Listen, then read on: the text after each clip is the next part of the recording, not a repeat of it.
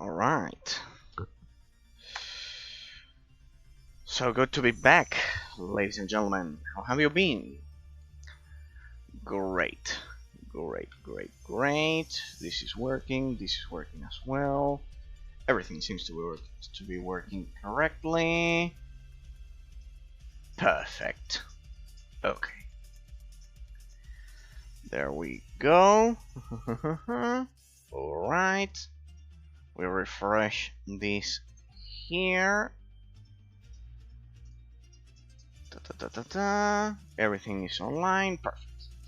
Welcome once again, people. How have you been? Did you enjoy your weekend of video games? Well, I certainly did.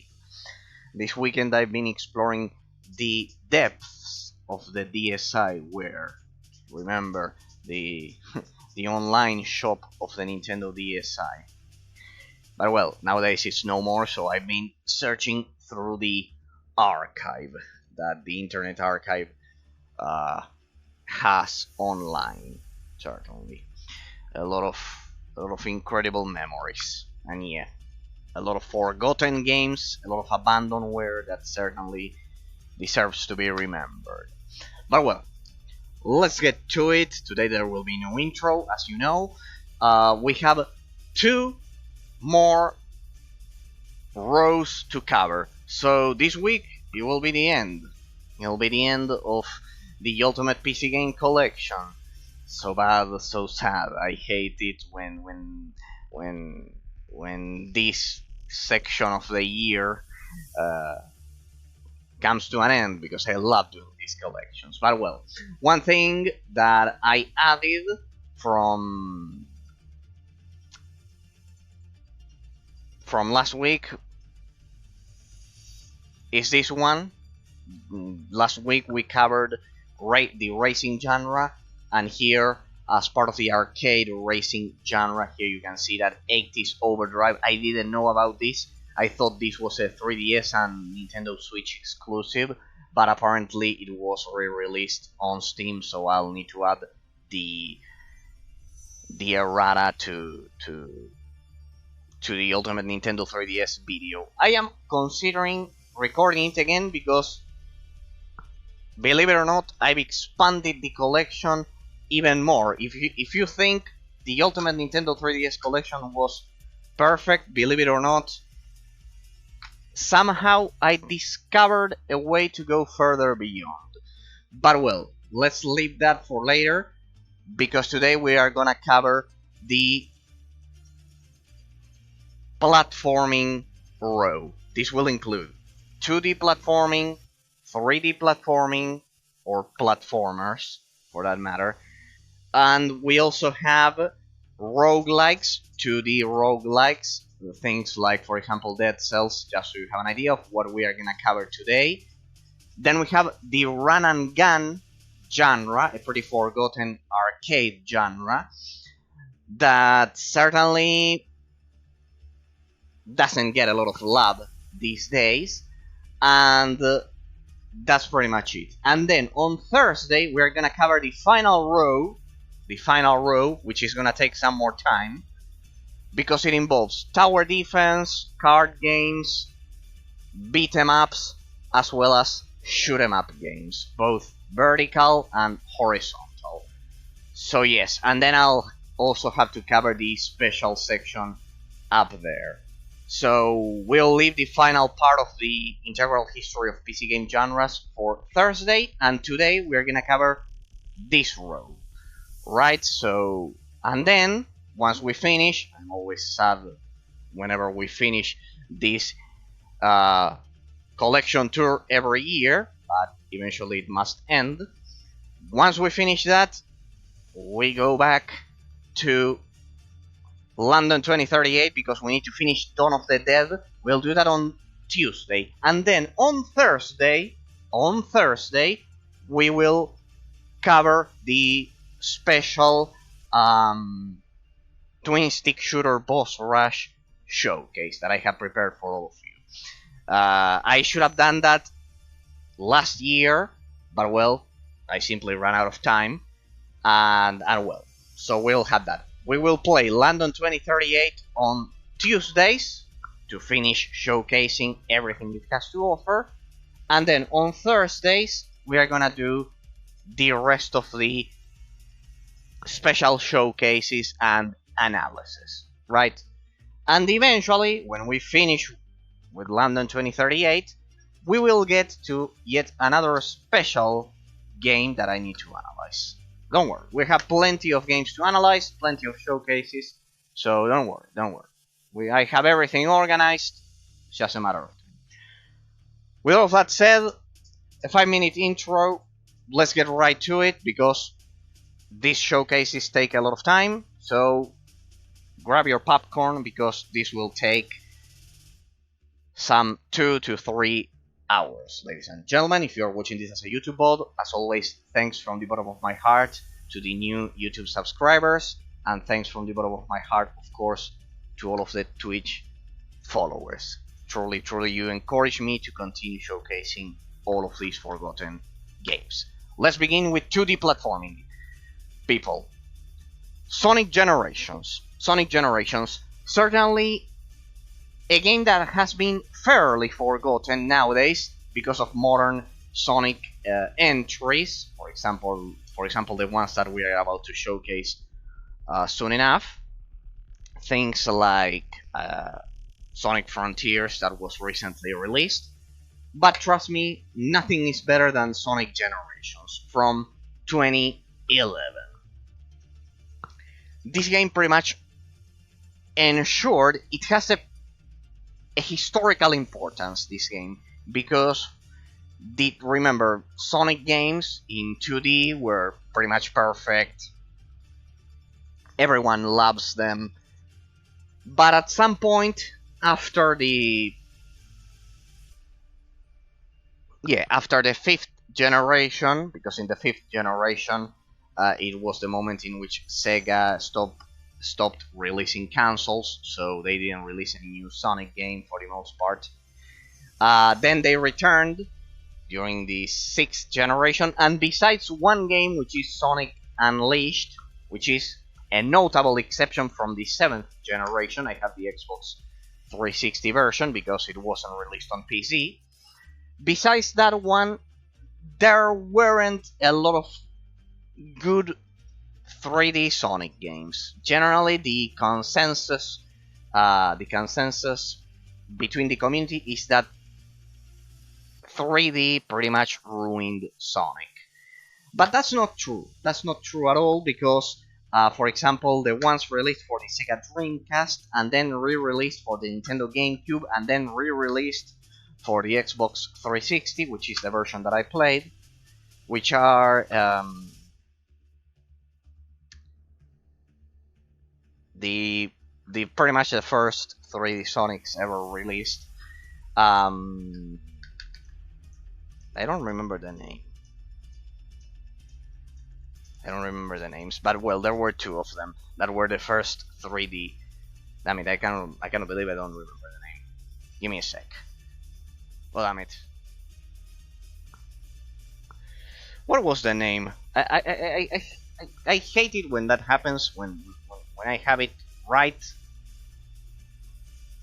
under my nose, and I cannot remember it.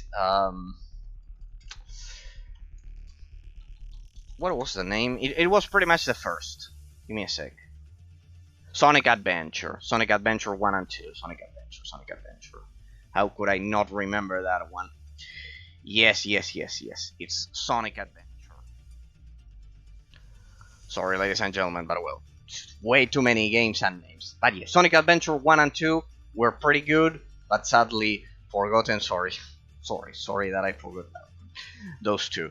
But well, after those, we have Sonic Unleashed, and those 3 were pretty much the only good 3D Sonic games released. We could say that the evolution to 3D graphics certainly impacted Sonic in a pretty negative way.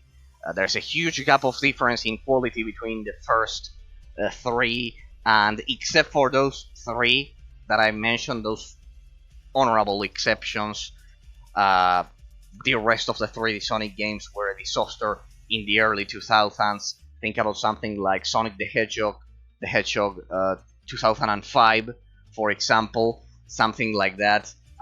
Think about something like that, and it was an absolute disaster. That's why I mentioned that this first game, and that's why I have it there, it's extremely important. It has a historical importance, which is the fact that it was the first properly done Sonic game in a lot of years. It was the 20th anniversary, if I'm not mistaken, and it pretty much combined both 2D and 3D and pretty much created the solid pillars upon which the next Sonic games, the next good Sonic games would be released.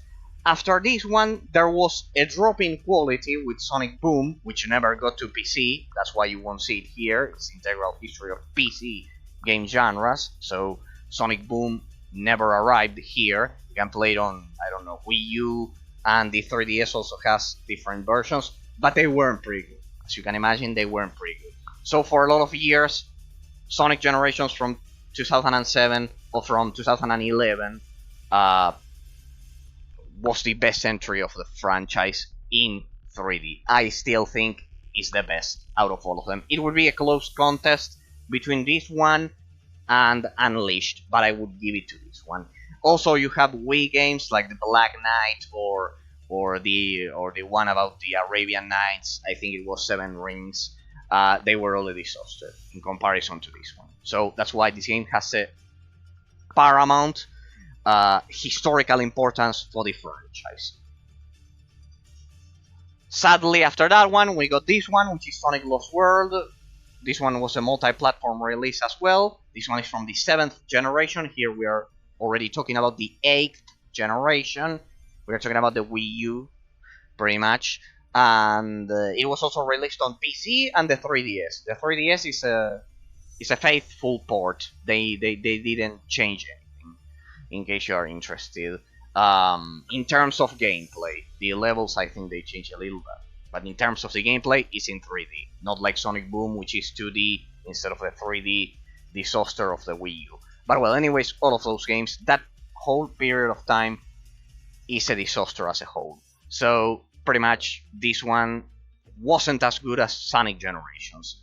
And then Sonic Forces, which certainly inherited the DNA and the formula of Sonic Generations from 2011. This one is from 2017. Sonic Forces, if I'm not mistaken. This one, I would also say that it wasn't as good as Sonic Generations from 2011, but it's the one that inherited the formula. And since you can see that here, I still don't have Sonic Frontiers. You cannot have everything, ladies and gentlemen. I couldn't get it. It's way too new. I have a lot of games to play. That one is pretty recent, so I still need to get that one. But the thing is that Sonic Frontiers is completely different when compared to Sonic Forces. Remember that here we are talking about 3D platformers. But these ones have both Sonic Forces and Sonic Generations. They have 2D sections, but they have both of them. Now, since Sonic Frontiers is completely different, it kind of like learned a lot of things from Breath of the Wild, ironically, being Nintendo the historical rival of Sega. That's why it's pretty ironic. But it's completely different. So both Sonic Forces, the formula of Sonic Forces, as well as Sonic Generations, probably, who knows if it will ever be replicated again. That's the thing. If that's the case, then Sonic Generations and Sonic Forces will be the only two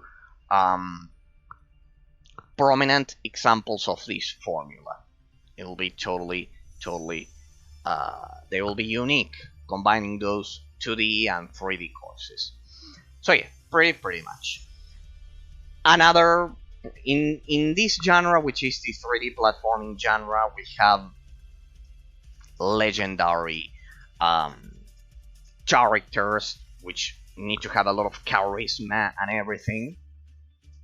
And pretty much the main two, as you know, are Mario, Sonic, but also during the 5th generation of the PlayStation, during the reign of the first PlayStation, of the PS1, we had Crash Bandicoot, developed by Naughty Dog, which then was acquired by Activision, and then in turn, Activision was acquired uh, by Microsoft, because yes, it was Activision Blizzard. They bought everything.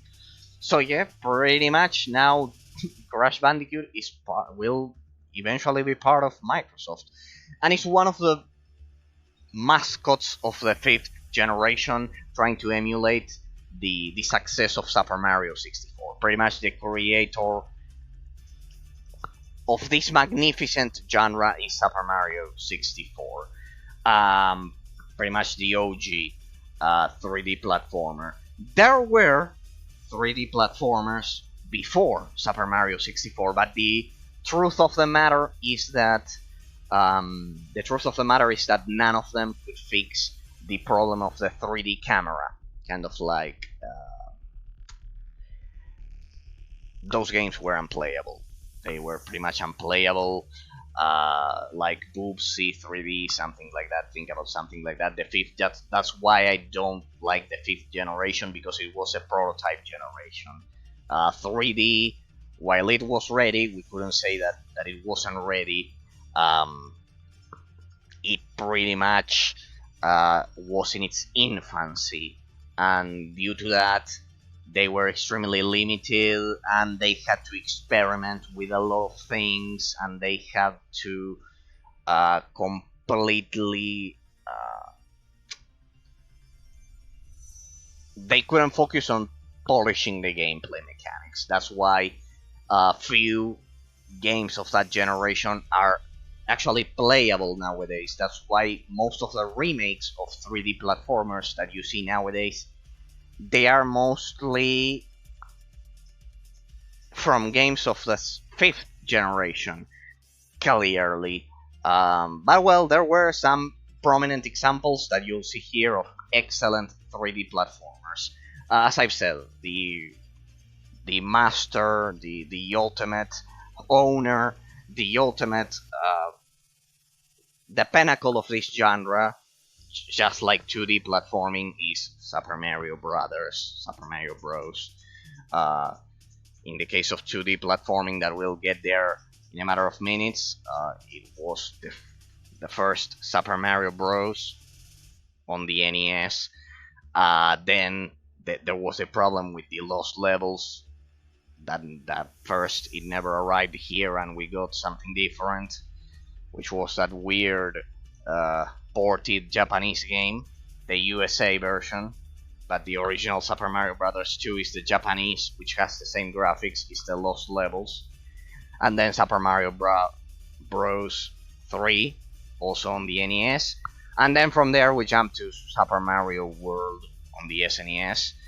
And yeah, pretty much that's the birth of 2D platforming as we know it nowadays. And then of course Super Mario 64, and we get to the fifth generation. More or less this is a recap just so you have an idea, a historical idea. You probably knew this, but more or less for those of you who don't know, that's basically the kind of like the line of thought of how the gaming industry evolved from 2D to 3D.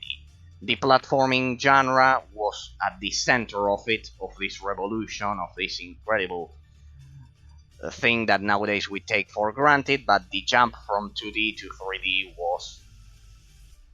was incredible. But yeah, it was a prototype generation, the fifth generation. That's why I don't like it, because while it was a huge jump, they couldn't focus on polishing until later on. The last games from the fifth generation are certainly the best, in my opinion. So yeah. And in that generation, after Super Mario 64, a lot of games tried to follow the formula. They tried to copy the formula of this game.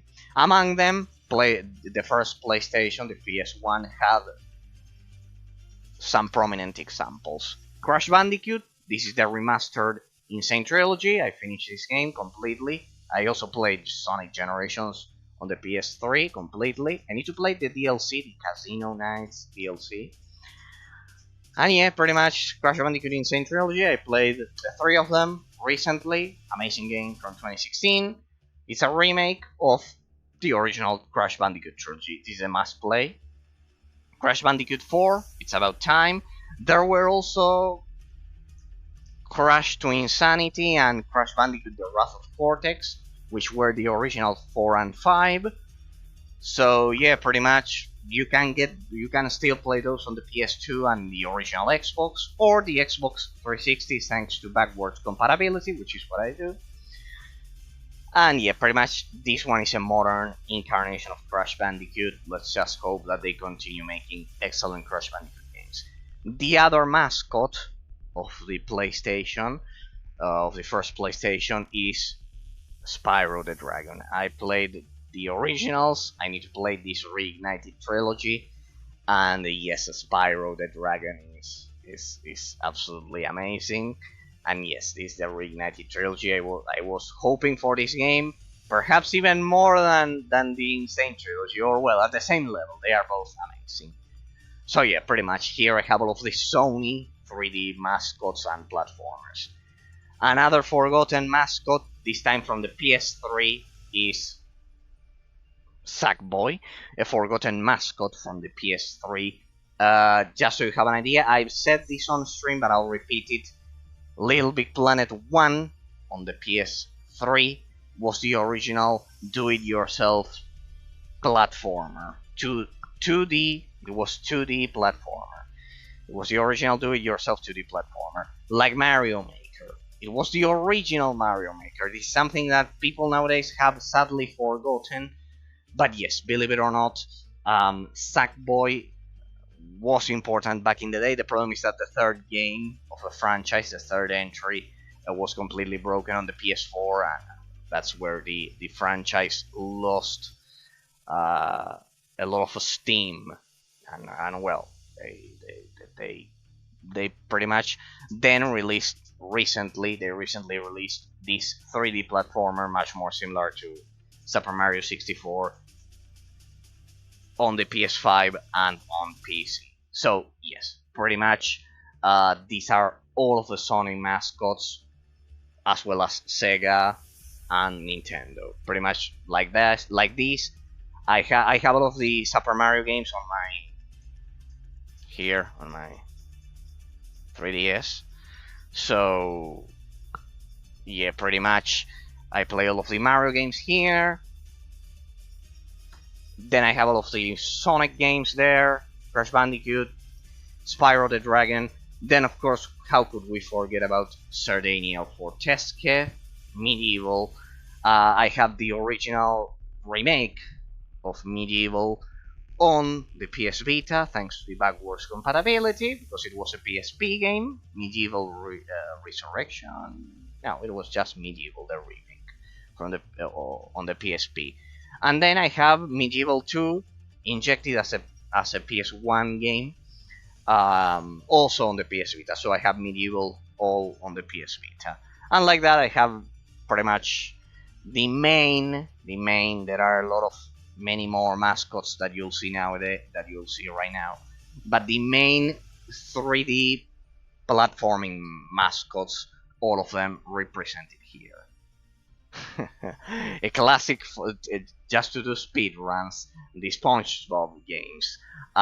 Don't underestimate these games, because they are, if you like Mario 64, these games are pretty much clones of Super Mario 64. Another great example of 3D platforming. There are thousands. I won't be able to name them all right now, but just so you know, Banjo-Kazooie, Banjo-Tooie, Banjo-Kazooie Nuts and Bolts on the Xbox 360, all of that I have it on my Xbox 360. There are many more examples, but here I am showcasing the ones that are mainly compatible with PC. So yeah, this one, the Battle for Bikini Bottom Rehydrated, is absolutely amazing. Don't underestimate this game, because if you liked Super Mario 64, you'll probably like this one. They are used for speedrunning, this one, and now its sequel the Cosmic Shake that was released some months ago. And yeah, pretty much if you like Super Mario 64 clones, these two are just that. Besides, they're exactly that. Besides, they are made by THQ, so quality is assured. I remember I love THQ. It's they have released some of the most underrated games of all time, in my opinion. Just because of the fact that they don't release AAA games, but rather AA games, they are a bit underestimated, and that shouldn't be the case. This Swedish company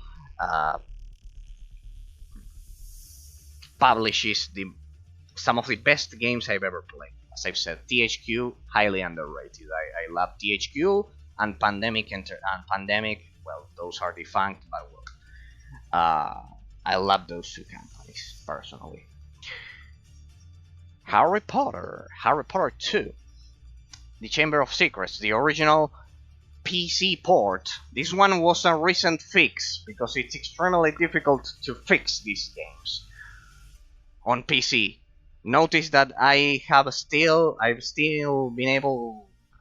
been unable to fix the first one, the Philosopher's Stone, the PC version. Yes, that one is extremely difficult to fix. I am looking forward to it, but I've encountered a lot of issues with widescreen resolution and everything, so I'm still working on that. But recently, I managed to fix this one. This one was one of the first games I've ever played. This is a 3D platformer combined with shooting mechanics, because at the end of the day, even if they are spells, this one is just like a shooter. Kind of like you press your mouse and there's a small crosshair on the screen. It's not a crosshair, it's the magic. And then you release the spell. Magnificently executed. A pretty original idea. And combine that with a pretty good level design and pretty good 3D platforming, and you have an exquisite game that everyone should play if you like 3D platformers.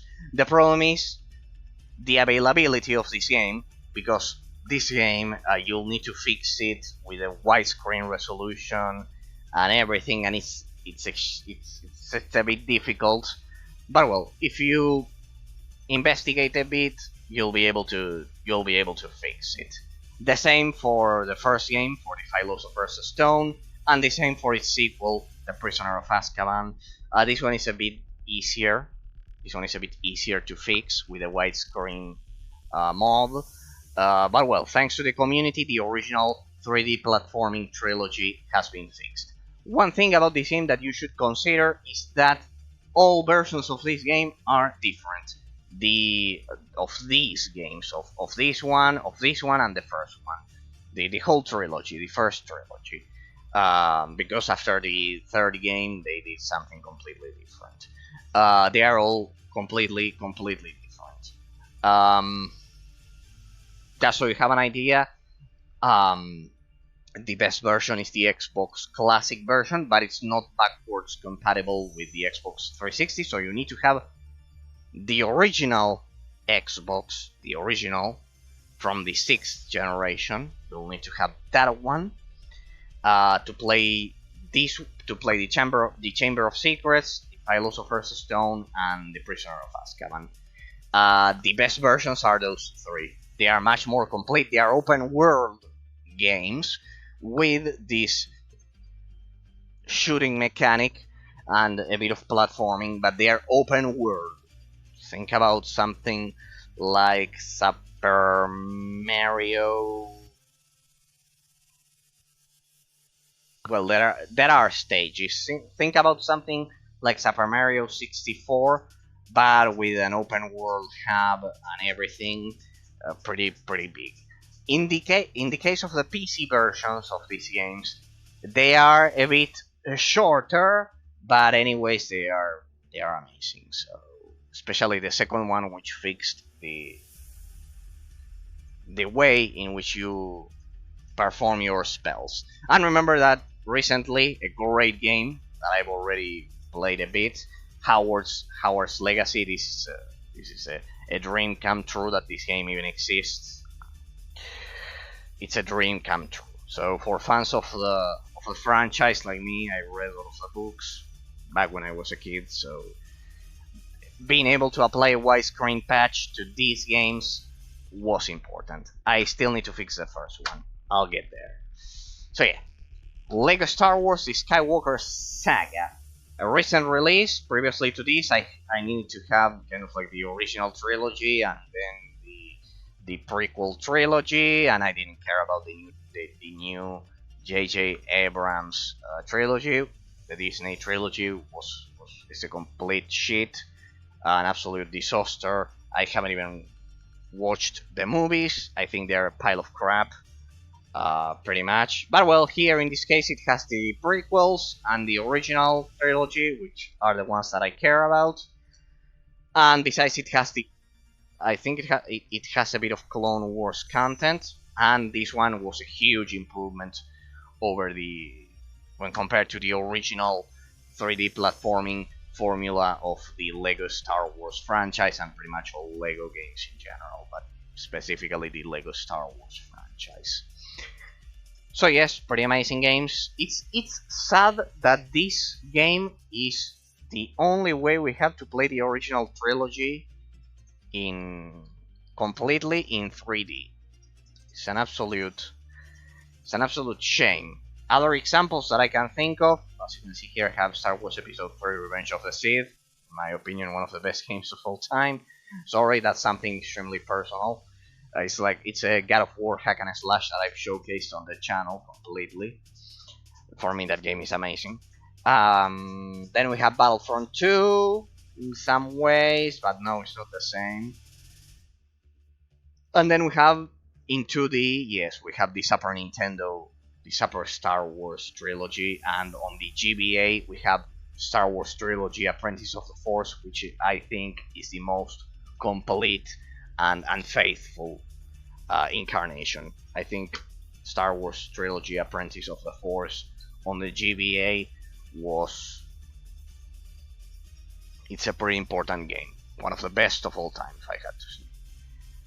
Lego Star Wars: The Clone Wars. Believe it or not, this one has unlocked frame rates and resolutions. It plays amazingly with a controller and everything.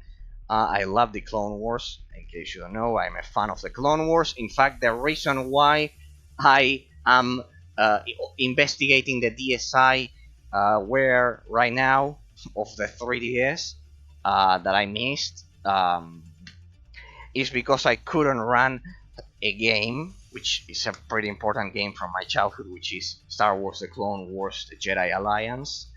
It's not from my childhood, but I remember loving that game. But yes, it's not from my childhood because I think I played it. Yeah, teenage years, I think it would be.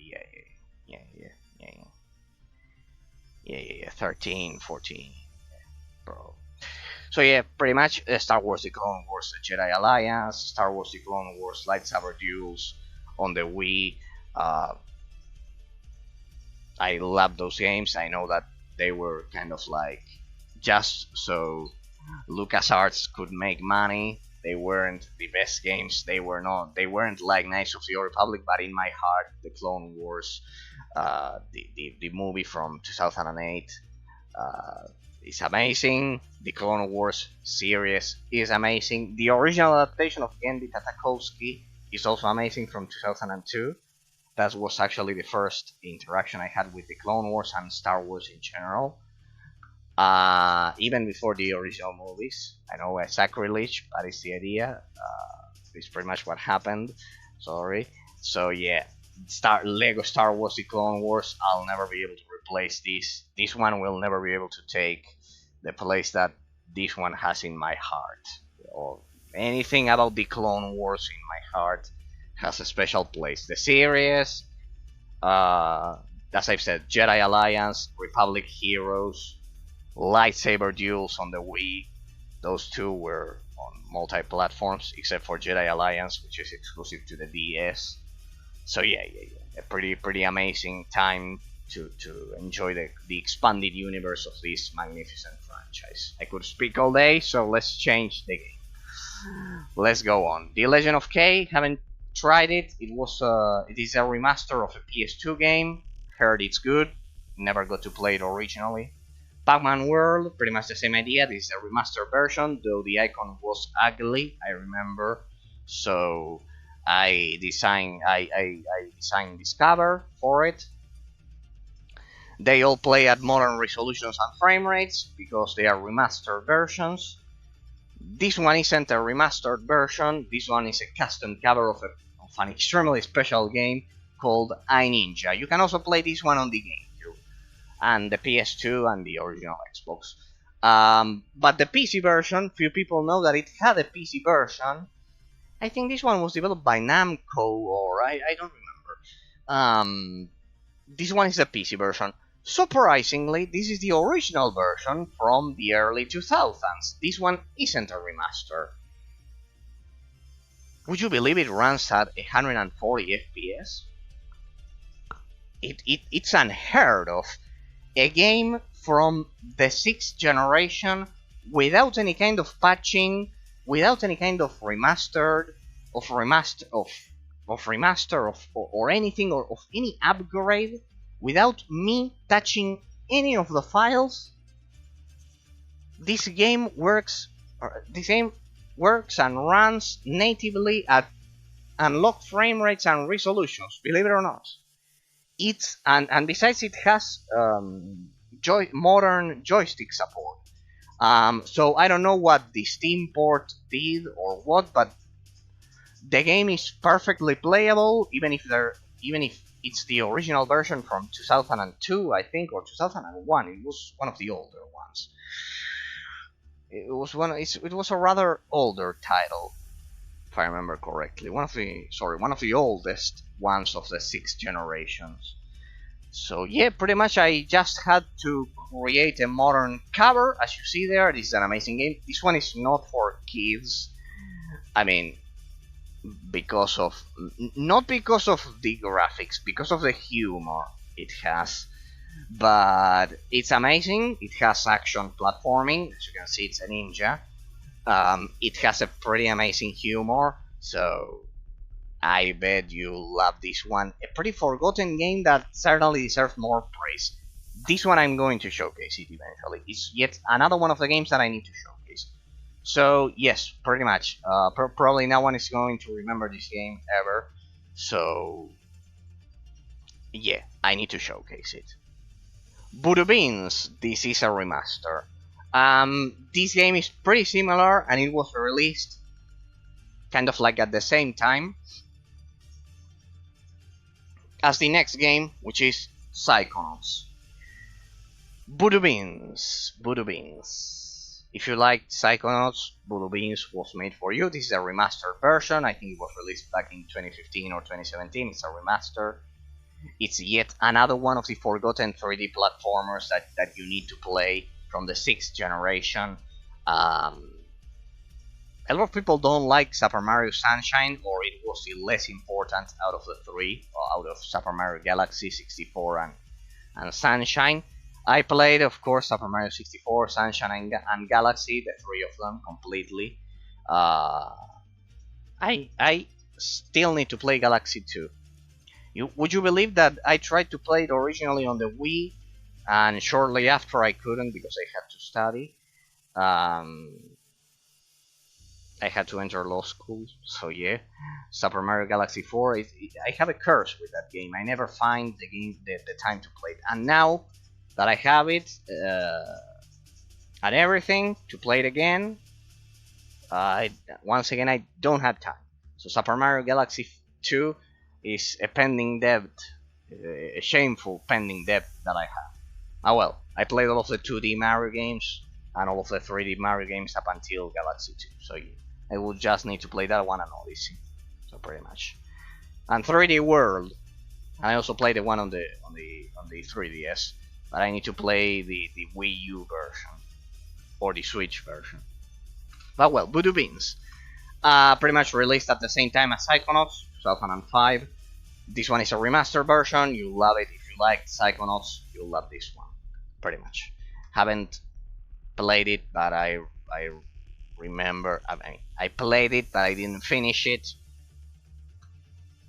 And I remember that it was extremely similar to Psychonauts 2, to Psychonauts and Psychonauts 1.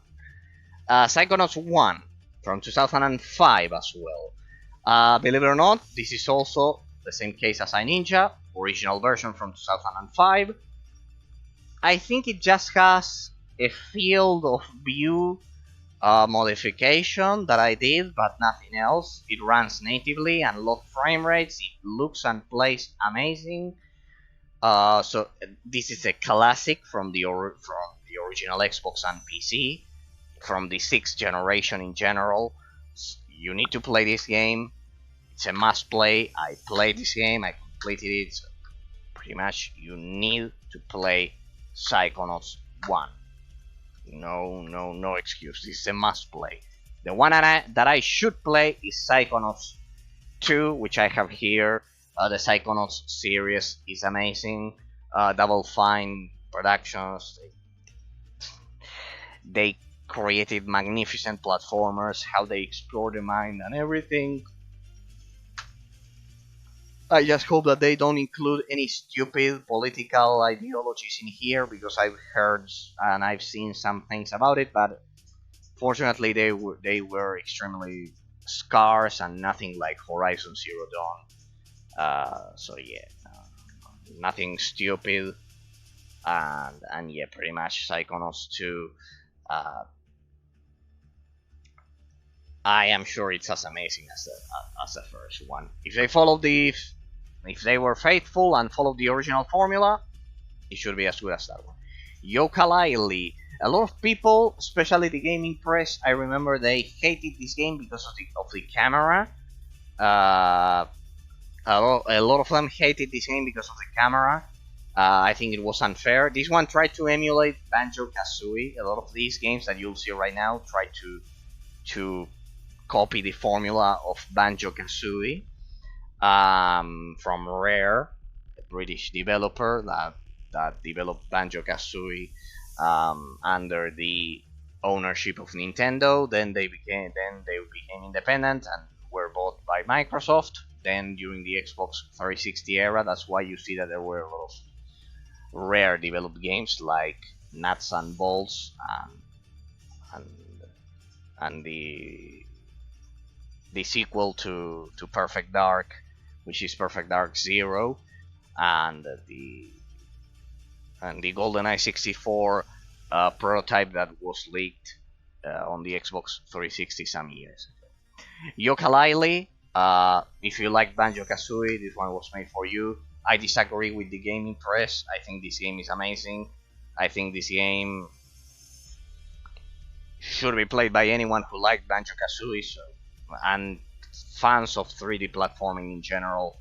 So yeah, don't worry about the problem of the camera. That was pretty much typical back in the day. It's how 3D platformers work. So yes, I strongly disagree about this one. I think it's an amazing game.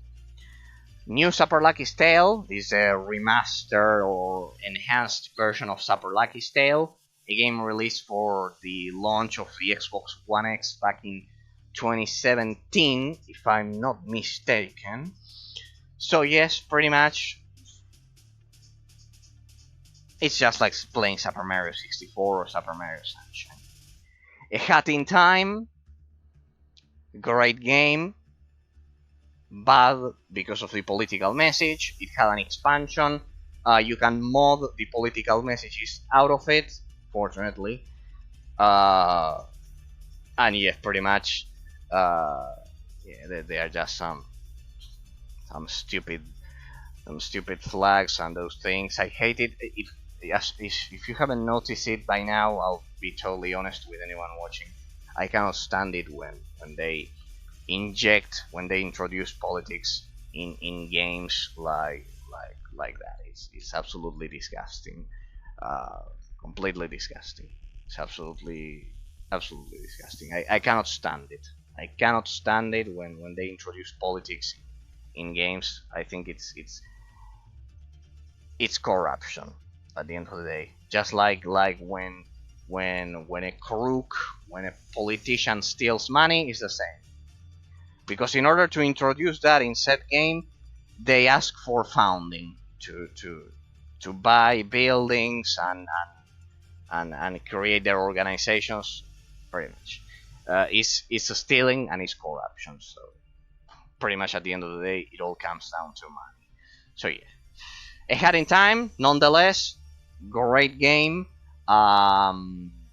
So yes, it had the expansion and everything. So amazing game, amazing game. Just if you don't use mods, you'll find political flags and messages. Keep that in mind.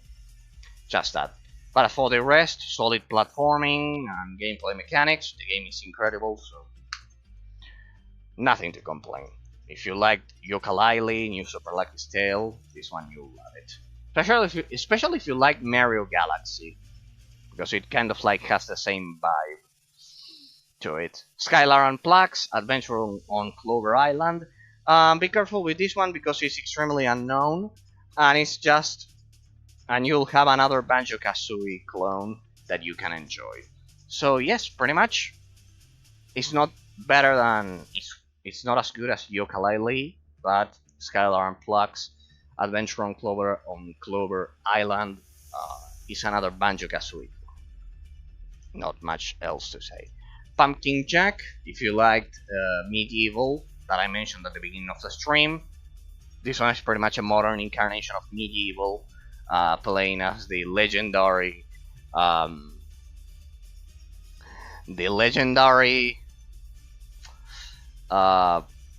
incarnation of Halloween, if I'm not mistaken. Here we don't celebrate Halloween, but I think the story is like that, like the headless Jack Rider is kind of like the incarnation. Though that's not the origin, but it's kind of like the official mascot of Halloween, so yeah.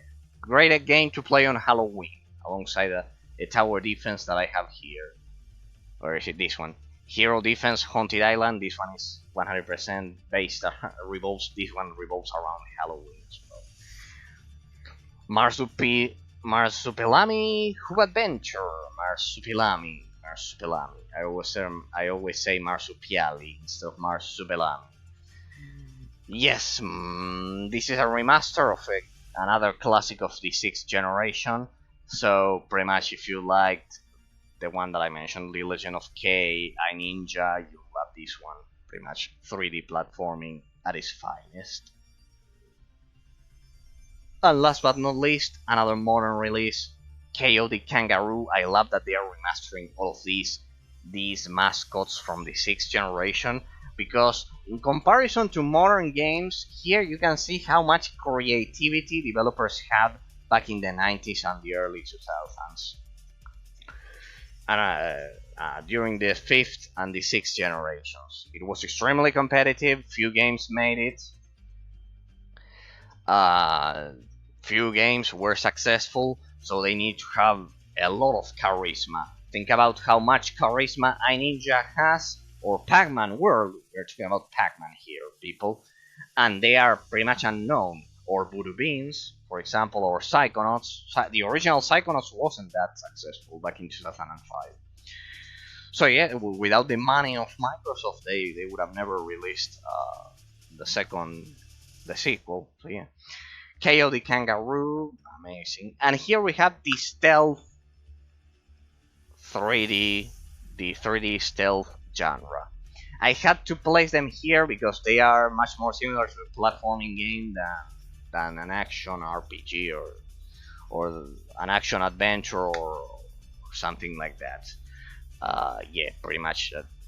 I know what you are gonna say, that for example Assassin's Creed has stealth and it's action adventure in 3D.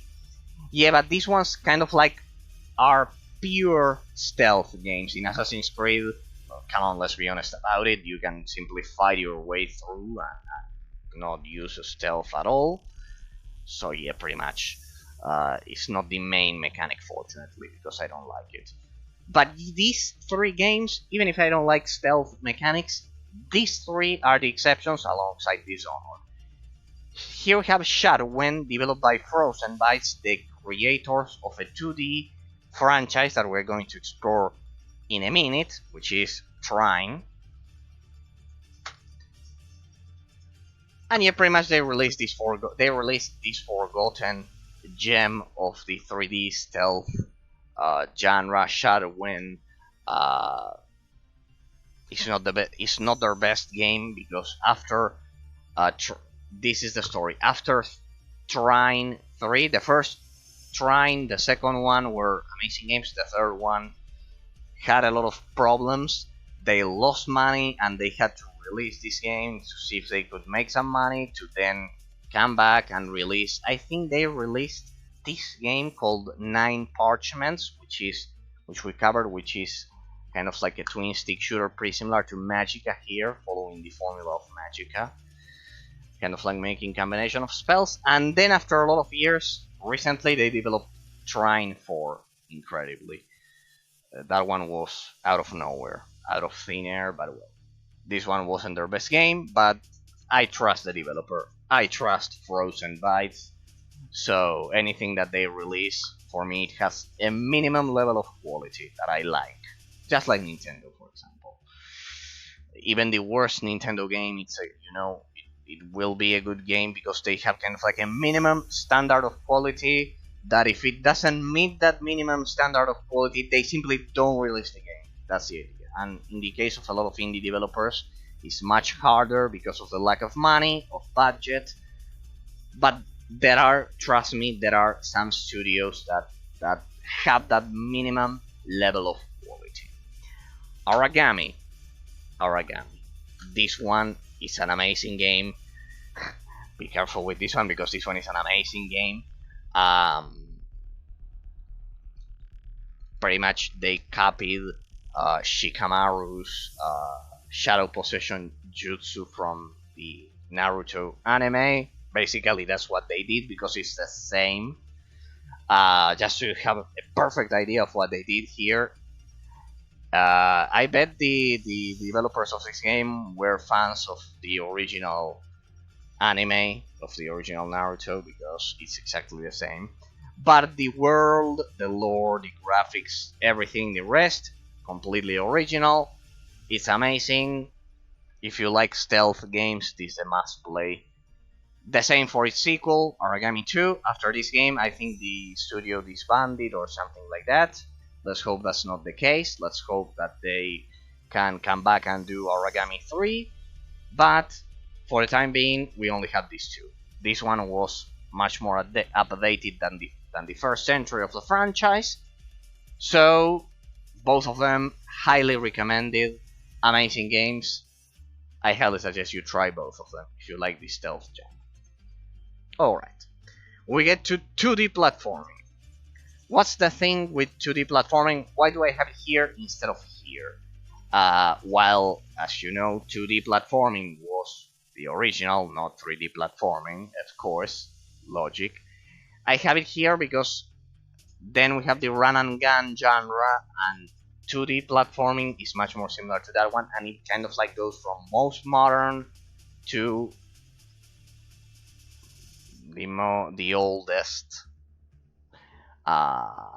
genres, because these are, you'll see that this section is much more arcade than the others, because we're talking about run and gun, beat 'em ups, shoot 'em ups. This section is the most arcade section of my collection. So yeah, but 2D platforming was inherently a console genre rather than an arcade machine genre. 2D platforming, as I've said, the birth is the original Super Mario Bros. Super Mario Brothers, The Lost Levels, which is Super Mario Brothers 2. Then we have Super Mario Brothers 3, Super Mario World, and pretty much between the Nintendo Entertainment System, between the NES and the SNES, they pioneered this genre alongside the Sega Genesis with Sonic 1, 2, and 3. Pretty much. Well, actually, it was Sonic and Knuckles, and then Sonic 3 and that crazy thing that they did with the cartridge, but then they had to mix them to join them together. So right, besides Super Mario Bros, which I have on my 3DS, I mentioned, I played all of the 2D Super Mario Brothers games. They will probably never be released on PC, so the oldest mascot that we have on PC is Sonic. I need to get the new remastered trilogy, which contains 1, 2, and 3. Otherwise, I play them in my Sega Genesis gaming library there. But yeah, pretty much. Sonic 1, 2, and 3, they are classics. You can play them on the 3DS, of course, the PS Vita, pretty much on any system. Is a must play. You need to play those 3 games because they are classics. Sonic 1, 2, and 3. The 3, remember to combine the Sonic and Knuckles. I beat all of those games. Of course, I beat all of the Super Mario Brothers 2D games. So yeah, pretty much. You need to. Those are pretty much must plays. Then in terms of 2D, you have thousands of examples between the SNES, the GBA, the Game Boy Color, the original Game Boy.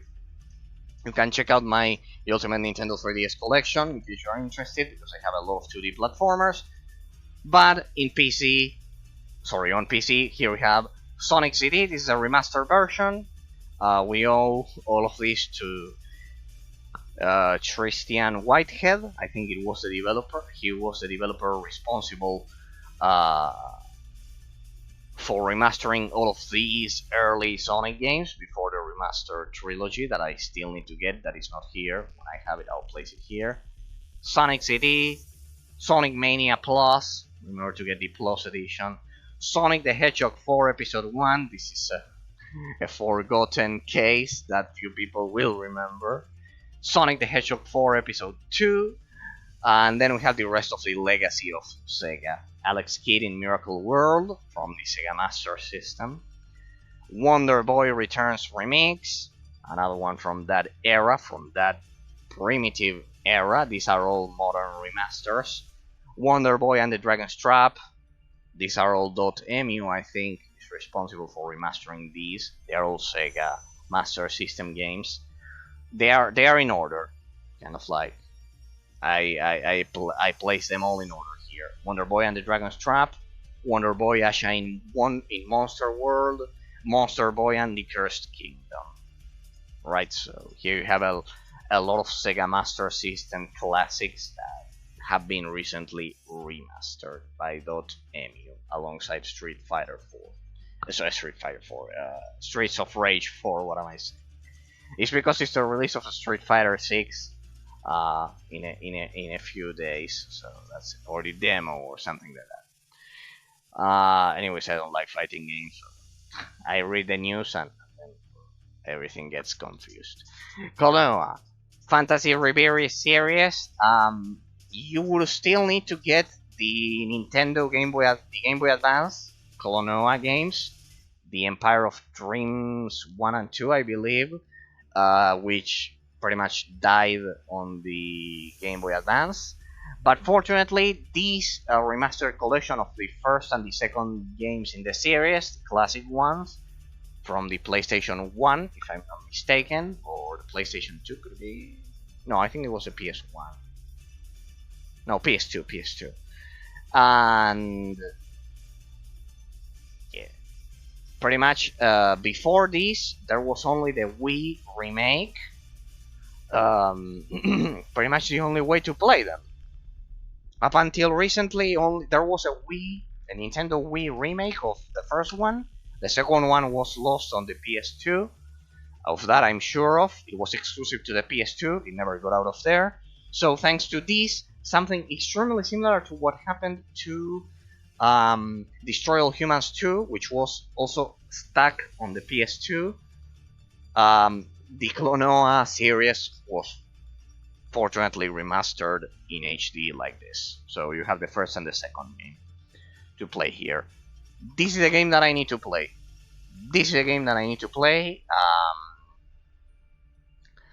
I never played the original Rayman, but I have them all ready to play. I have the GBA port of the first Rayman here on my 3DS, and then I have Rayman 2 also on the 3DS. The 3DS port pretty much is the only modern way to play it, besides it's the Dreamcast version, which was the best.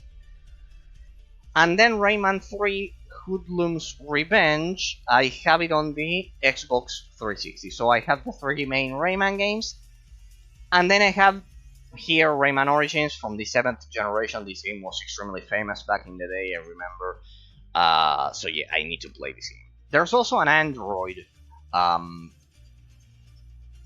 Rayman game that I need to showcase, pretty similar to Rayman Origins, that I don't remember the name. But there was also an Android, not a port. It was an exclusive game for Android. So yeah, there's that one. Rayman Origins, I need to play this one. It's another huge pending dev that I have. Rayman Legends, the sequel, pretty much. I've seen these two games a lot, and they are amazing. Unruly Heroes, the unofficial sequel of Rayman Legends, developed by an indie studio. Nothing to do with Ubisoft. They cannot use each character, but it's the same gameplay. So, pretty much the spiritual successor. Let's say, the spiritual successor. Bubble Bobble 4, I must confess I'm an absolute fan of Bubble Bobble. Completely, I have a lot of versions on the Nintendo 3DS, on the PlayStation 3, on the Xbox 360 as well. Bubble Bobble Neo, then I have thousands of versions. And there's also the Game Boy Advance version. Pretty much every console developed by Nintendo had a version of Bubble Bobble. And Bubble Bobble for Friends. Certainly, it's a blast from the past. Amazing 2D platforming with arcade action and everything. I love it. I love Bubble Bobble. I played the original arcade back in the 90s, kind of like the original machine. There was a day in which I spent, yeah, like it was my birthday. I was a kid, and I spent kind of like 5 hours playing Bubble Bobble. I spent 4 days, no 4 days, the whole day playing Bubble Bobble in the arcades. Pretty much, it was one of my birthday gifts, and it was amazing. If I would ever have any arcade machine, I would choose Bubble Bobble. Sorry. That one. I could choose something like Cadillacs and Dinosaurs, which is amazing. Captain Commando. I don't know. The Avengers game. I remember the X-Men games. There were a lot. I had all of the arcade machines on my Xbox 360. But if I cannot get something like a Sega Model 3 with Scud Race, I mean, if it's not something amazing, if it's kind of like the old boards from the 80s and the 90s, it would be Bubble Bobble. Sorry, it's a proven formula that works, and it's amazing. So yeah, Ghosts and Goblins Resurrection. Pretty much the original Ghosts and Goblins. We had the PSP remake, but then recently we got the Switch remake, and then it was available on PC and everything, so this game is amazing. Mickey, Castle of Illusion. This is a forgotten game from the 7th generation. I had to mod this game, I remember, because it was only 30 FPS, but I could unlock it to 60 at least, and or was it hard coded? No, I think it works at 60. I don't know. No, I think it was hard coded at 30. I think it was hard coded at 30. The thing is that the Xbox 360 version was pretty much the same, so I ended up grabbing this one. A Forgotten Game, which is a remake of the legendary Sega Genesis version, much better, much more improved with 3D graphics, though it's in 2D, so we could say it's that weird term that nowadays people use, 2.5D, because it's with 3D, it's not with pixel sprites, but it's a side scroller, So yes, amazing game. Sadly, I think it has a nasty FPS look at 30 FPS. Record of the Lotus World Didlit in Wonder Labyrinth. Wow. The original Sega Dreamcast. The original Sega Dreamcast version of this game was a Diablo clone, is a Diablo clone, but this one is like, then this one was released back in 2002 and this is a remastered version for Steam. This one is like Castlevania Symphony of the Night, like that one, like Symphony of the Night. Pretty much if you're looking for something like Castlevania Symphony of the Night, this one was made for you. ActRaiser Renaissance. ActRaiser Renaissance. Sorry. A classic from the Super Nintendo. A classic from the Super Nintendo that was recently remastered for the Nintendo Switch, but we also got a PC release. Amazing game with modern graphics. Pretty much. If you liked, this one mixes RPG with 2D platforming, 2D fighting, action platforming, and I think it also uses a system from Harvest Moon series or something. Not the same, it's not farming. It has a strategy like RTS, and since I love RTS and I love 2D games from the Super Nintendo, this one was a no-brainer. I'd never played the original, hope it's amazing. Castlevania Anniversary Collection, you need to have this because this one is, it pretty much encompasses the Game Boy versions of the game, of the Game Boy versions of all of the Castlevania games released for the Game Boy, which were 3. The third one they didn't include it, which is Castlevania Legends. That one is still exclusive to the Game Boy.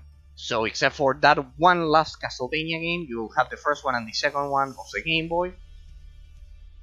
And then of course the classics 1, 2, 3, 4, 5, everything, Rondo of Blood, everything pretty much. So yeah, pretty much this one is pretty much the definitive way to get into the franchise. I need to play more Castlevania games. I have played some, but I need to play more. I need to play many more. So yeah, pretty much this one contains everything. It has a smooth presentation, so highly recommended. The custom cover that you see there was made by me. The one that you get won't have that beautiful cover that I did for it. I love the frame, the golden frame that it has there. It's pretty much the same treatment that I did to Knights of the Old Republic 1 and Knights of the Old Republic 2. These ones I did them myself, but this one I think it was the original from which I got the idea. So yeah. Castlevania Advance Collection, up until recently I had the original trilogy of the Game Boy Advance. Sadly, well, I had to delete all of them because it was released. I think it was an absolute blasphemy doing that because they stole 3 exclusives from the Game Boy Advance library. So yes, that was disgusting, but well, what are you gonna do? It's the same that happened to Mega Man Zero. Clearly it was a 10-year contract, and when that expired, Konami decided to re-release this one, and Capcom decided to re-release Mega Man Zero, the Mega Man Zero X collection. But well, just so you know, Castlevania Advance Collection here. There are no more reasons to get it on the Game Boy Advance. Castlevania Mirror of Fate. We are talking about the 7th generation here. Completely different. This one is not a classic, a 2D classic. This one is a 2.5D, which uses pretty modern graphics and it doesn't use 2D sprites. They are in 3D. It plays as a side-scroller platformer with actions sequences. I think this one is from Mercury Steam, and it's interestingly pretty similar to Batman Arkham Origins Blackgate, which I played as well, and they were both released during 2011 exactly when the 3DS was released. That's why I remember these two games vividly, because they were amazing games, available at launch for the 3DS, and pretty much everyone ignored them. Then they got these two HD remastered versions. Batman Arkham Origins Blackgate is pretty much like playing Batman Arkham in 2D. Pretty much. Pretty good games. I love them, both of them. I had them on the 3DS, just like the Castlevania Advance Collection. I had to delete them all, the trilogy here, this one and this one, all of them I had to delete them when they re-released them. So yeah, pretty much. Assassin's Creed Chronicles. A lot of people have forgotten about this series. I think you can still get these on the PS Vita, not the last one, not Assassin's Creed Chronicles Russia, but China for sure and India for sure on the PS Vita. Pretty much Assassin's Creed in 2D. I love this period of time, 2011, 2010, 2012, in which huge developers were pushing out these 2D versions of of modern. Hey, here I didn't. It's lacking the apostrophe there. Then I'll fix it. These ones are pretty much, this one as well. It's lacking the space and the apostrophe there. See, even I make mistakes. Oh well. Yes, pretty much these were amazing games. These are custom covers. Be careful with these games because they all have the same cover. These three games on PC, they have the same cover. Be careful, they have the same icon. Sorry, now I call them covers. They have the same icon. Be careful, be sure which version you buy, because they have the same icon and you can get confused easily. You will think that you bought a different version, and no, it's just that they are pretty much the same. The same engine, the same icon, just different settings. But yeah, I love this period of time in which they were pushing 2D versions of fully fledged 3D games from the 7th generation. It's a period of time that a lot of people have sadly forgotten, and these games have probably the best 2D graphics ever created in 3D. Of course, we're talking about that in 3D for 3D games, besides of course the big ones. It's not something like Sonic Generations, but this one is beyond any chart of measurement. The graphics, but well, they all look and play amazing. So yes, there will also be some. These ones use stealth. There's a stealth involved in them, and just like there's also a game, an exclusive Assassin's Creed game of the Nintendo DS that I covered, which is Assassin's Creed 2 Discovery, which pretty much has to do with how when Europe discovered the New World, the Americas, here with Columbus. And yes, pretty amazing Assassin's Creed 2 Discovery on the DS. That one I played it, and it's amazing. So yeah, Assassin's Creed Chronicles. If you liked Assassin's Creed 2 Discovery on the DS, you'll probably love these three. Or stealth action games in general. There's another one here which is called Mark of the Ninja, the remastered version. A pretty famous game of the Xbox Live Arcade for the Xbox 360. That is pretty much. If you like this one, you need to have Assassin's Creed Chronicles China and India and Russia, because they are pretty much the same as Mark of the Ninja remastered. Trine, Frozen Bytes, a great studio, amazing graphics. These ones are even beyond Assassin's Creed Chronicles, which is a lot, and they look amazing. They look incredibly. These indie games, these three indie games, look better than 99% of the other 2D platformers. Out of all of them, I have played Trine 1, and it's played 2, 3, and 4. Trine 1, I remember I played it on PC. It looks amazing. It looks beautiful. It plays amazingly well.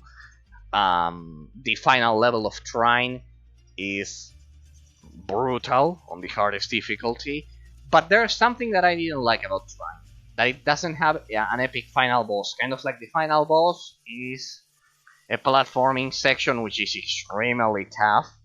And the reason why I like all of these games, I kind of like I have forgiven the lack of an epic final boss. So you can imagine that if I could forgive that while qualifying these games, the sections, the platforming sections of these games, they need to be amazing for me to to yeah to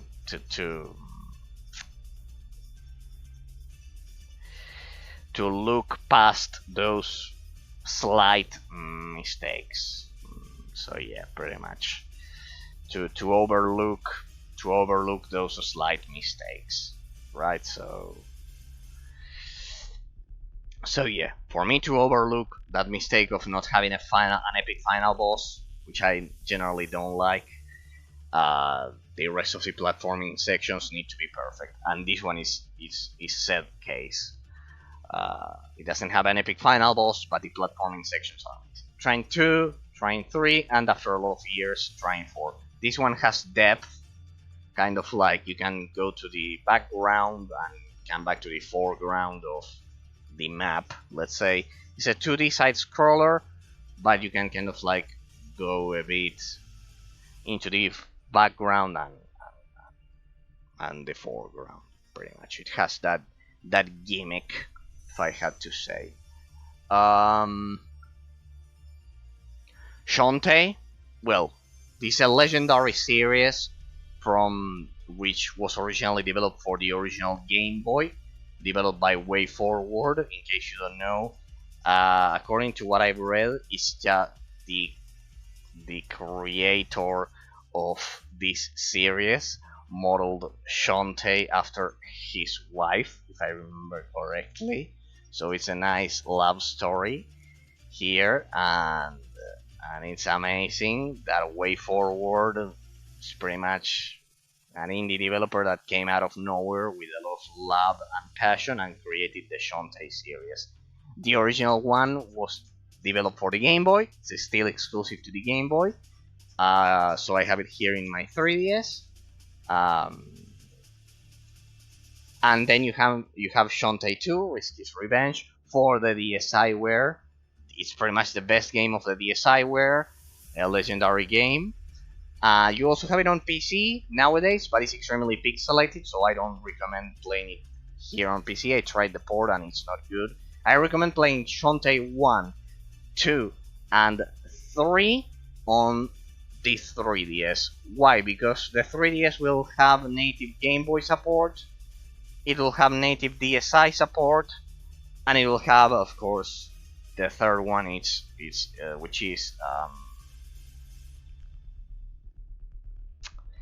was the third one? It was the original one, Risky's Revenge, and then I cannot remember it. It was let me see. The third one was which was the last pixelated one, the one that used pixel art, 2D pixel art. Let me see. What was the name? So you have the complete collection. If you have the names of the complete collection, you can probably Google it. Pirate's Curse. Shantae and the Pirate's Curse. That one is also a pixel art game. So I highly recommend you play the first Shantae, the second one, and the third one. All of them on the 3DS. Because on big screens they look terribly bad. You have the PC port of Risky's Revenge, and I don't know about the original, but or the Switch, or maybe on the Switch, but anyways, I think the screen would still be way too big, and the pixelation effect is terrible on the PC port. So for me, it wasn't an option. I needed the DSiWare for Risky's Revenge. The original one never came out of the Game Boy. Never, it's still an exclusive. And then we have the third one, which is the one that I just looked up, Pirate's Curse. It's also pixel art. Then the ones that aren't pixel art, I have them here. Shantae Half Genie Hero, you have it on the PS Vita, not the 3DS, so for me it was a no-brainer. And then Shantae and the Seven Sirens. In case you don't know, the Shantae series, it's a legendary um, roguelike 2D platformer, uh, and you need to play them. These games, because they are classics of the 2D genre. At least the original ones on the Game Boy and the DSi, where you can grab the PC port, but it will look bad on it doesn't look good on bigger screens. So I highly suggest you play the first three in, I don't know, smaller screens, and these two on bigger screens. Trust me, it makes a huge difference. But if you don't care, you can still play the second one and the third one. The third one, yeah, you can play those two on PC, but I think they look way too pixelated. They should have fixed that for the port, and the resolution simply doesn't scale properly because it was developed for the DSiWare.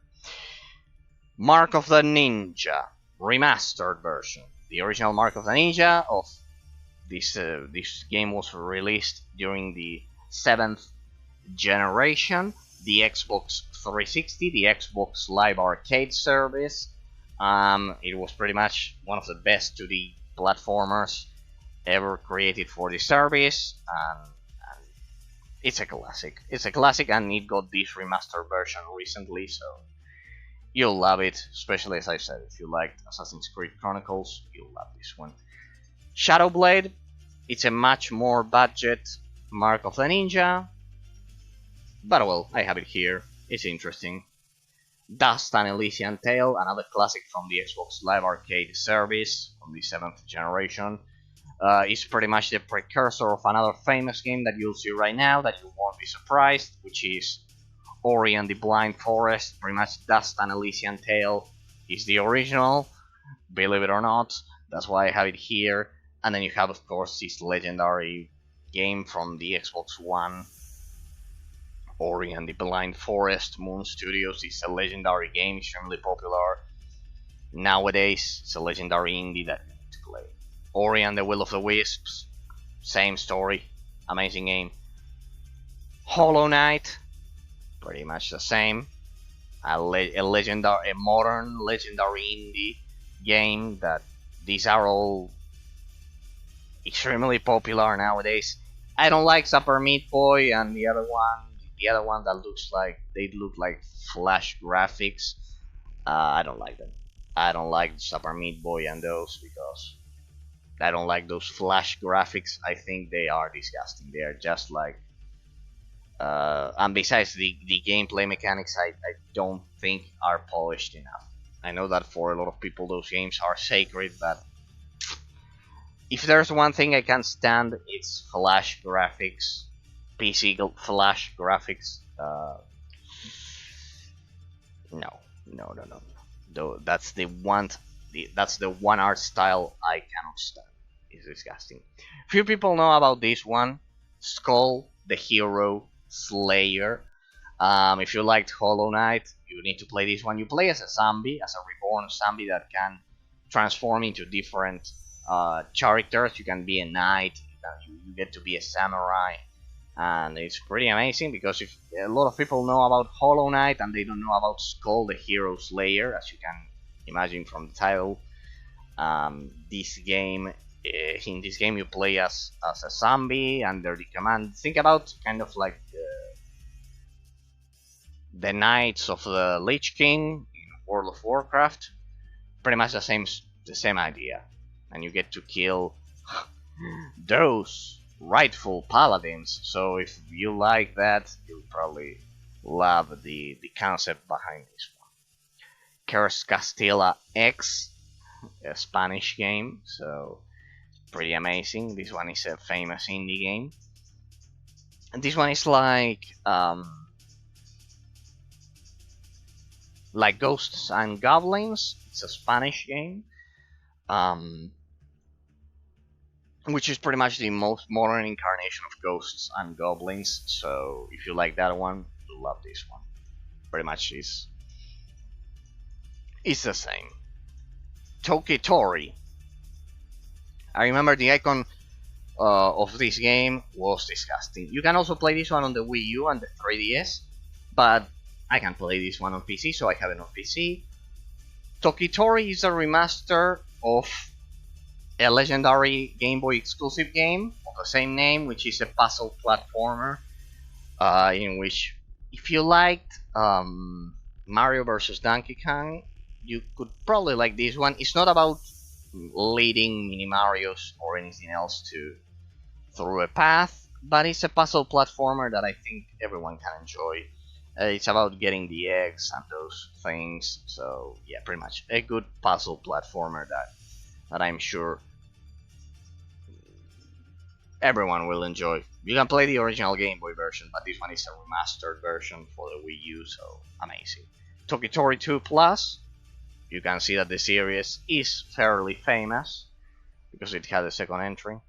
Steam World Dig, as you can see, this is the pair of the Wii U of the beginning of the 8th generation, in which the Wii U released a lot of exclusive indie games that then were released for the rest of the platforms. And here I have them all pretty much. Steam World Dig, Steam World Dig 2.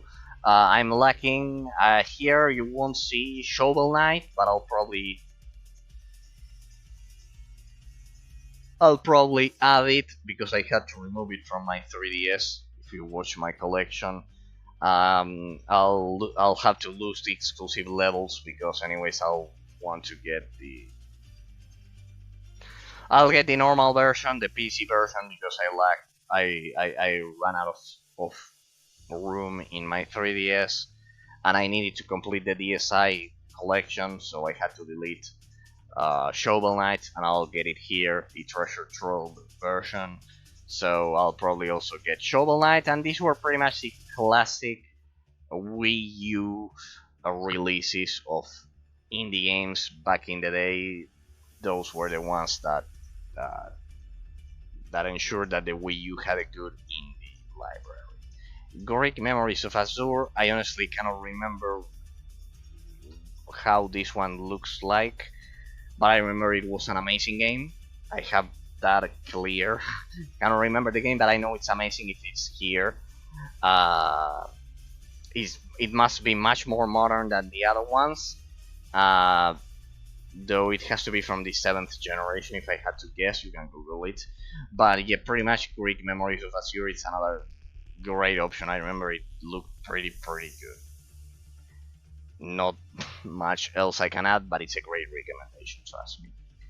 Yooka-Laylee, and there's way too many games. It's a miracle that I remember them all. But trust me, it's an amazing game. I remember it was an amazing game. I'm sure of it, yeah. And if I'm sure of it, and if it's here, trust me, ladies and gentlemen, it's because it's an amazing game. Yooka-Laylee and the Impossible Lair, I remember they had to nerf this game because of how impossible the Impossible Lair was.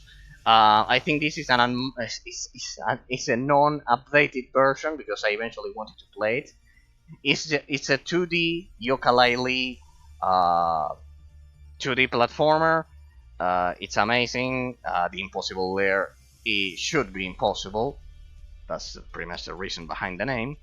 And this is I think I never updated my version here.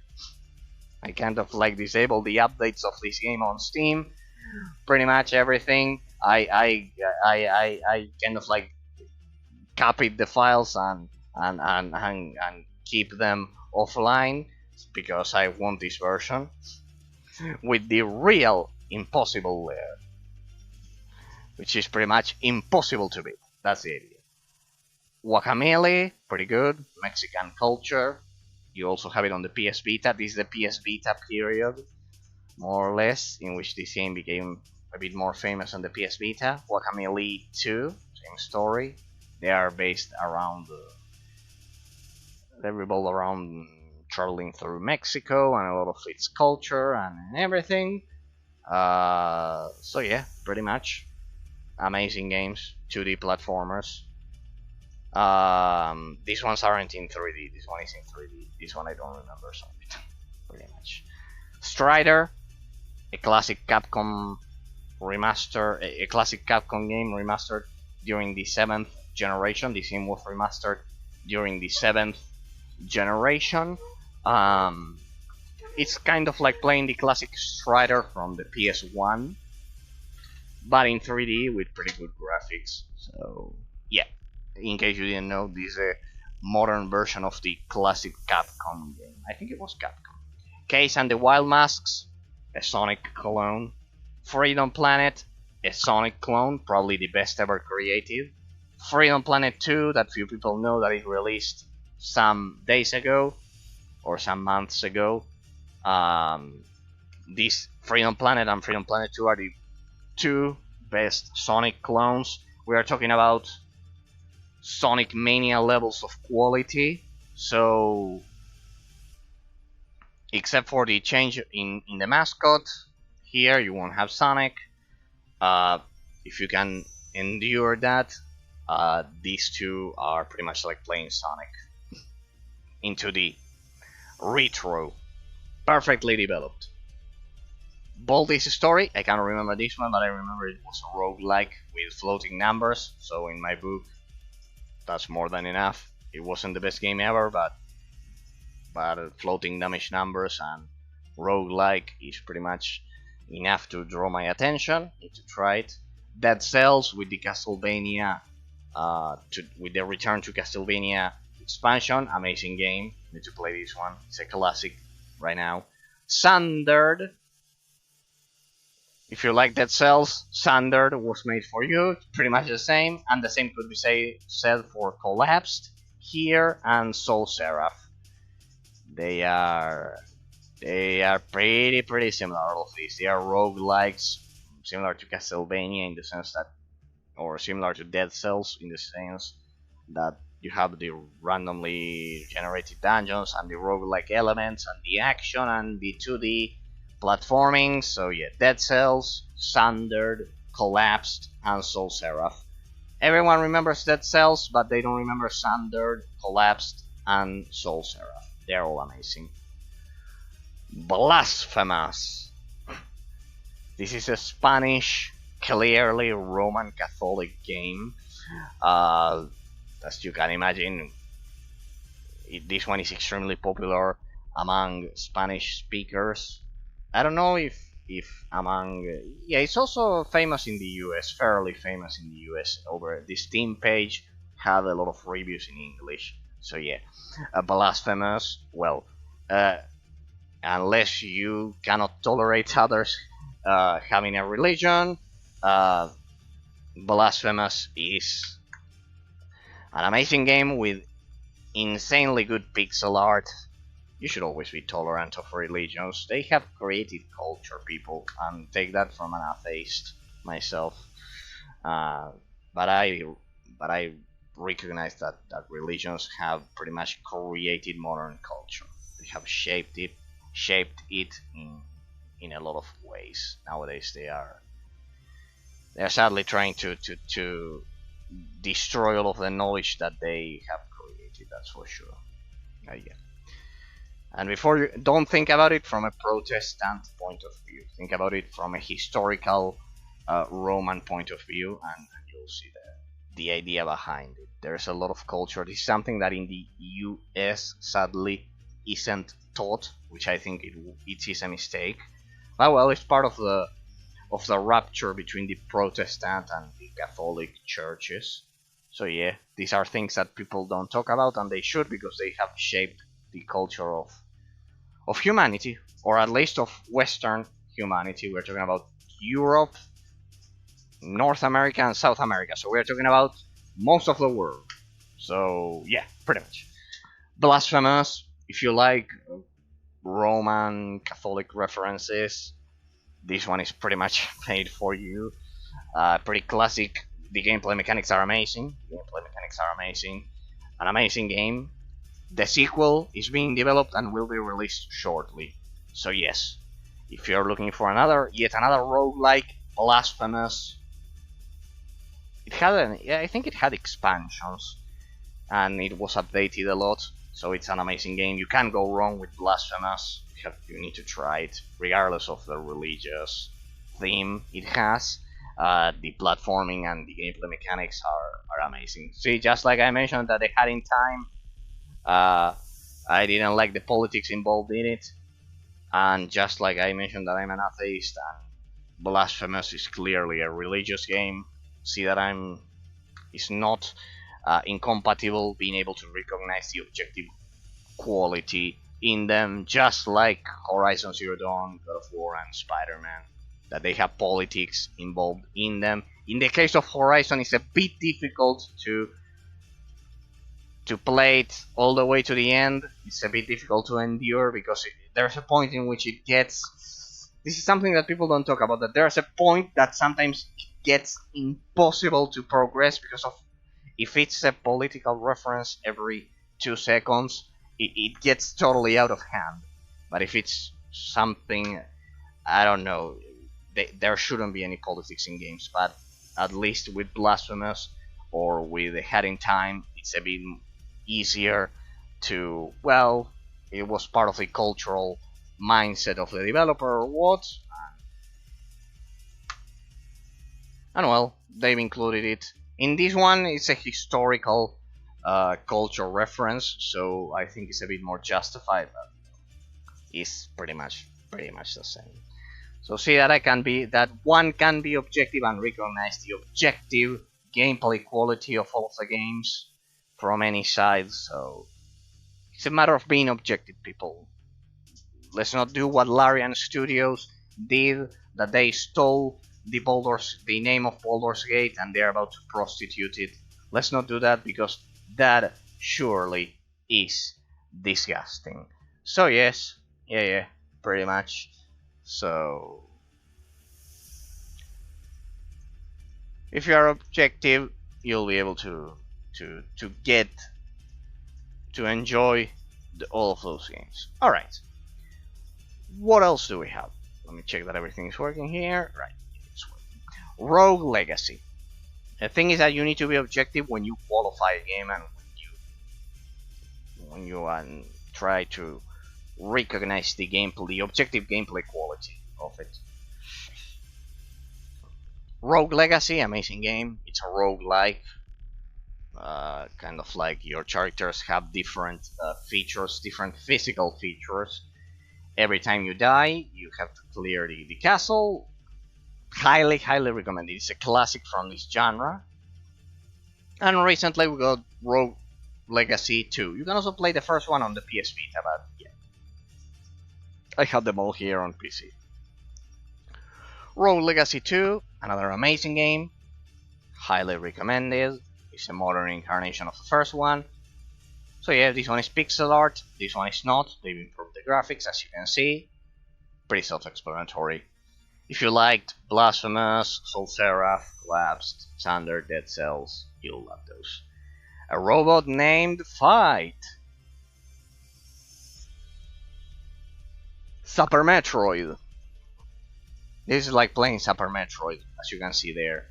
The custom cover I used the original artwork from the cover, because I don't know why the original icons on PC are so disgusting nowadays, but well, they developers should put a bit more of effort into creating good cover icons for PC. But well, just know it doesn't have that beautiful icon. A robot named Fight. If you want something like Metroid on PC, you'll love it. I played all of the 2D Metroid games, so yep, and all the 3D Metroid games, except the one on the Switch, Dread, and the remaster version of the first Metroid Prime, except those two modern entries. I played all of them. I just need to play Other M on the Wii, but the rest I played them all. The important ones, Metroid 1. I'll just use my memory. Metroid 1. The GBA version I played, the Game Boy Advance version, the remaster, which is amazing, even better than the original. Then Metroid 2 would be the 3DS instead of the Game Boy to play the remake, the 3DS remake. Be careful with that one because you need to have the Metroid Fusion amiibo to unlock the fusion difficulty or something like that. Well, that one's Metroid 2. Then you have Super Metroid, Metroid 3. I have the custom injection on the 3DS. I'll play it on the 3DS, but originally I played it on here in my Super Nintendo gaming library. So yes, pretty much. With an SNES controller that I have for PC with a USB port. And then Metroid Fusion. And then Metroid Fusion 4, amazing, with the same engine of the first of the remake of the first Metroid on the Game Boy Advance. Actually, Metroid Fusion was released earlier than the remake. So yeah. But well, if you don't have any Nintendo console and you want something like Metroid, here you have a robot named Fight. So if you played Super Metroid on the SNES or I don't know on PC or something, here you have a robot named Fight. Another alternative. Mines is pretty much the same idea as just having a Super Metroid clone. This one is another one. Highly recommended. A robot named Fight. I think it's a bit better.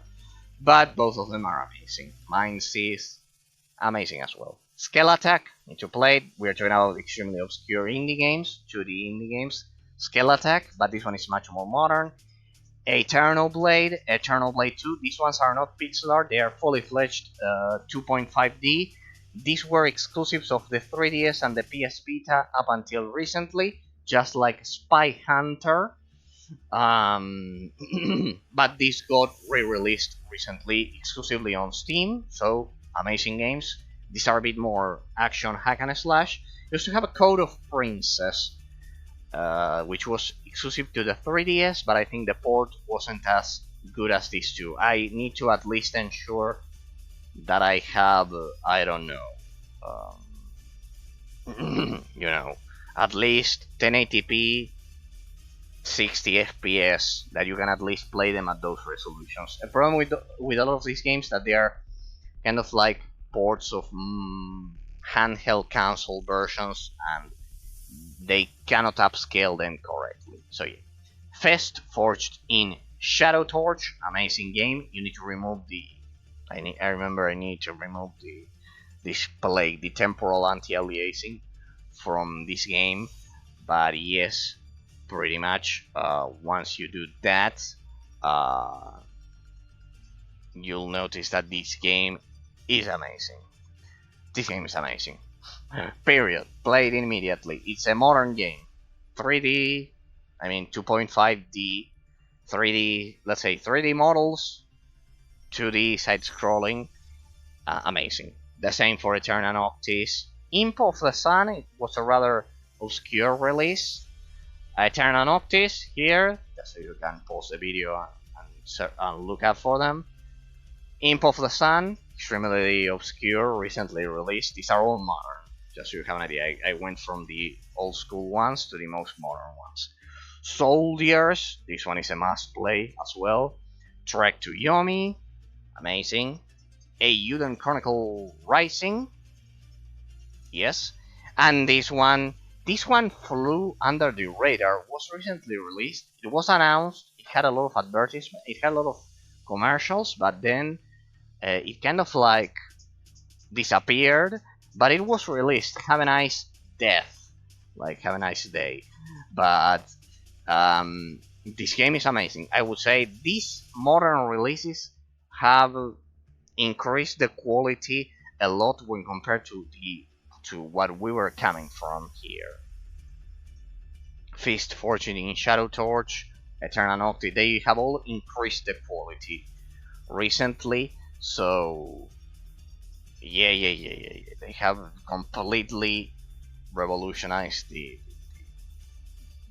I mean, they won't change the genre, they won't change the core gameplay mechanics of the genre, but they have improved in terms of polish and everything, because they are completely amazing. They are completely amazing, and they certainly deserve much more praise, especially the last ones that I've covered. These ones are classics from the PS Vita, alongside Spy Hunter. So yeah, pretty much. We could also include Trine 4 because it was recently released here, but since I had all of them here, if there's one thing I have to grant to Frozen Bytes as well, is that that all of their icons, this is what PC game icons should be like. Here you have Trine 1, Trine 2, Trine 3, Trine 4. They all look amazing. That's what all. Not that I had to do the custom covers and everything. So yeah, pretty much to fix their horrible pixelated icons for their HD for their games. It's a pity that I need to be fixing all of them when they could release with amazing artwork. I mean, they all have amazing artwork. Look at this one, and yeah, pretty much. So we covered the 2D platforming genre and the 3D platforming genre. As you know, a pretty much the core history of gaming. The platforming genre has been with us since the dawn of time, since the third generation, since the NES, and yeah, it pretty much saved the gaming industry, and then it went from 2D to 3D. In that transition, we explored the the transition of Sonic, for example, here, of a lot of the classic mascots of the 2D era. A lot of them couldn't successfully transition to the 3D era. So yeah, back during the 6th generation, they were. You also have, I forgot about the Sony platformers, of course, Ratchet and Clank from Insomniac Games, Jak and Daxter from the PS2, and also the PS3 remastered version, also on the PS Vita, and there was a third one developed by the other second-party studio of Sony, Sucker Punch, which was a Sly Cooper, the other exclusive. So there you have even more franchises of these magnificent genres. During the 5th generation and the 6th generations, these genres were still alive, but they were kind of like, yeah, they were still dominant. During the 4th generation, the SNES and the NES, they were the genres. I also forgot to mention, of course, Kirby, Donkey Kong Country Returns, the original Donkey Kong Country series. As I've said, Nintendo has thousands of these games. That's why they are the kings of the 2D and the 3D platforming genres. So yeah, and pretty much after the 5th and the 6th generations, the 7th generation released with the Xbox Live Arcade service. For a lot of years, the 2D platforming genre and the 3D platforming genre, they were both dead for a small period of time, which was the transition between the 6th generation and the 7th generation. During much of the 7th generation, the 3D platforming genre and the 2D platforming genre, they were kind of like seen as a thing from the past that was kind of like, well, that this is it. We are done with them. But then a game which was New Super Mario Brothers on the DS and the Nintendo Wii, that game single-handedly revived the craze for 2D platforming and indie games in general. That's the game that actually revived this whole modern renaissance of classic 2D and 3D platforming games. But there was a period of time, the ending of the 6th generation and the end of the 6th generation and the beginning of the 7th generation for a lot of years, until the Xbox Live Arcade came around, but it came around after New Super Mario Brothers on the DS. So after Super Mario Brothers on the DS and the Wii, after that one revived, that game proved that 2D platforming was still viable, because at that point it was restricted. They were there were only new 2D platforming games on the Game Boy Advance at that point, pretty much, and the PSP, and the PSP ones were 2.5D, and pretty much, yeah, it was even Nintendo. They have confessed that their original plan was to release 3D Mario's for their home consoles, and then 2D 2D Mario's and 2D. They would leave the 2D genre exclusively for the Game Boy Advance and the DS. However, when they first tried that, when they released New Super Mario Bros., they released that it sold a lot, much more than any other game at that point. And they said, well, why are we restricting ourselves by only making 2D games on portable platforms? And that's when the craze of 2D platforming was revived. After that one was revived, partially 3D platforming was also revived and allowed all of these games to nowadays thrive a bit more. It's a pretty interesting story, the one of this genre that you've heard right now, that I've just told you, because it was a genre that was forgotten for some years, but then the developers realized that it's a classic genre that simply cannot be forgotten. If only the RTS genre and the rest of my favorite genres would follow the same pattern, but no, it's extremely difficult. A particular genre, platforming both in 2D and 3D, that has certainly been the pillar and the center of the gaming industry. Nowadays we have third-person action shooter games as the center, but even those are derived from 3D platforming at some point. So yes, pretty much we are talking about the main genre of the third generation, the fourth generation. Then during the fifth generation there was 3D platforming, and the craze. Sixth generation also 3D platforming instead of 2D during the fourth generation and the third one.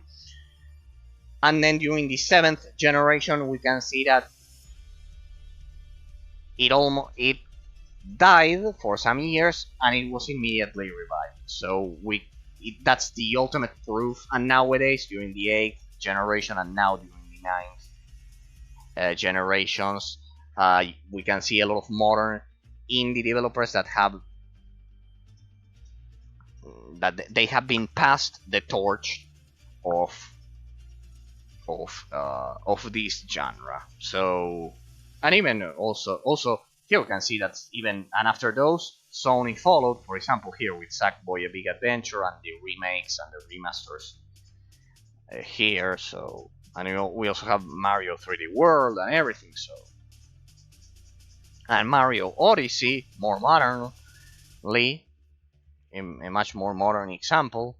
So yeah, we could say that this genre has proved to be an essential pillar of the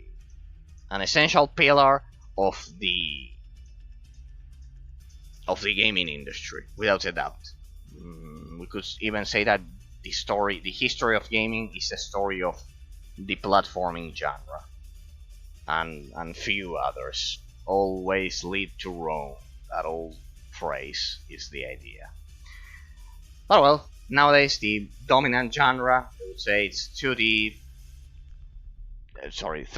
shooters combined with RPG and 3D shooters and third-person camera games. Certainly the third-person camera is dominant over the shoulder camera, and either shooter or RPG mechanics. That's pretty much the idea. But well, a nice travel through time, nice trip.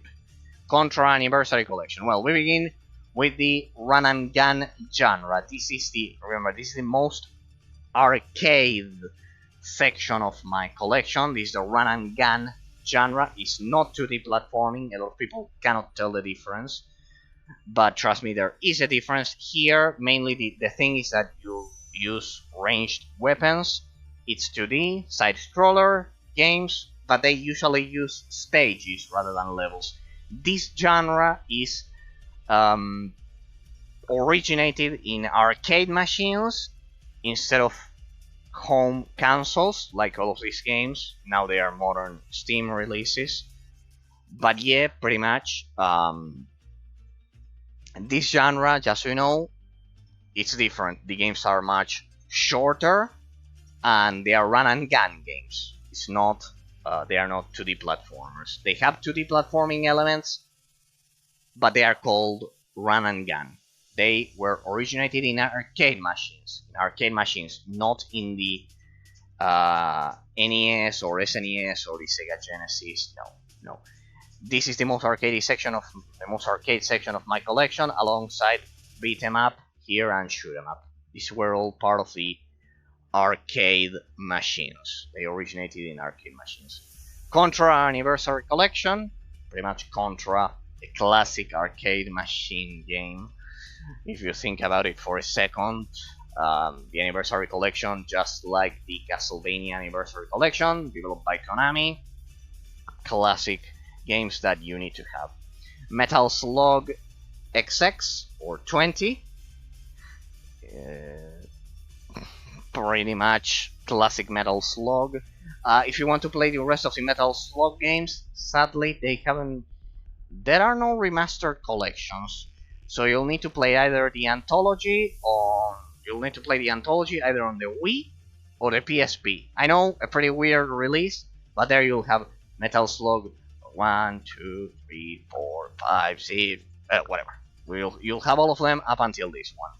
So yeah, if you want the rest of the Metal Slug games, still there's no modern remaster that I know of. I'm not aware of any modern remaster. So you'll need to have either on the Wii or the PSP the Anthology Collection. Blizzard Arcade Collection, a modern release. This one includes Blackthorn, Rock and Roll Racing, and the other one, the Lost Vikings. So yeah, pretty much classic Blizzard arcade games, especially Blackthorn. If you don't like them here, you have the Game Boy Advance version. So yeah, the Game Boy Advance versions of those three classic Blizzard games. So yeah, pretty much. Mega Man Zero X Legacy Collection, just like Castlevania Advanced Collection. Mega Man Zero X Legacy Collection. These are the 4 classic games from the Game Boy Advance and the Nintendo DS. Amazing games. I like these even more than the Mega Man X collection. And these are pixel. The pixel art here is even better than SNES games, because they are Game Boy Advance games. The Game Boy Advance had the best pixel art effects ever created, even more than the SNES. It's just that a lot of people don't know about it. And yes, pretty much the Game Boy Advance had these gems, and sadly, well, I'm happy that they remastered this version, but they did a sacrilege here by ripping those 4 Game Boy Advance exclusive games here. But well, what are you gonna do? Mega Man X Legacy Collection. It includes everything from 1 to 5, I think, and this one, Mega Man X Legacy Collection 2, is from 5 to 10 or something like that. To 9, sorry. And to 10, because this one is Mega Man X11. And yeah, pretty much here you have the complete. I don't like the original Mega Man games. I pretty much played the original Mega Man X games on the PS1. So I'm used to the graphics and everything. The NES games, no. I like the Mega Man X Legacy Collection. If you want the classic Mega Man games from the NES, you also have a Legacy Collection for those. But the one that I played during my childhood, especially Mega Man X Zero and Mega Man X Legacy Collection. I even have the Game Boy Advance cartridge of the first one. Pretty nice soundtrack as well. And here a modern release, Mega Man X11. So yeah, I like the X series, not the classic series. I think the physics are much better, the graphics, everything's.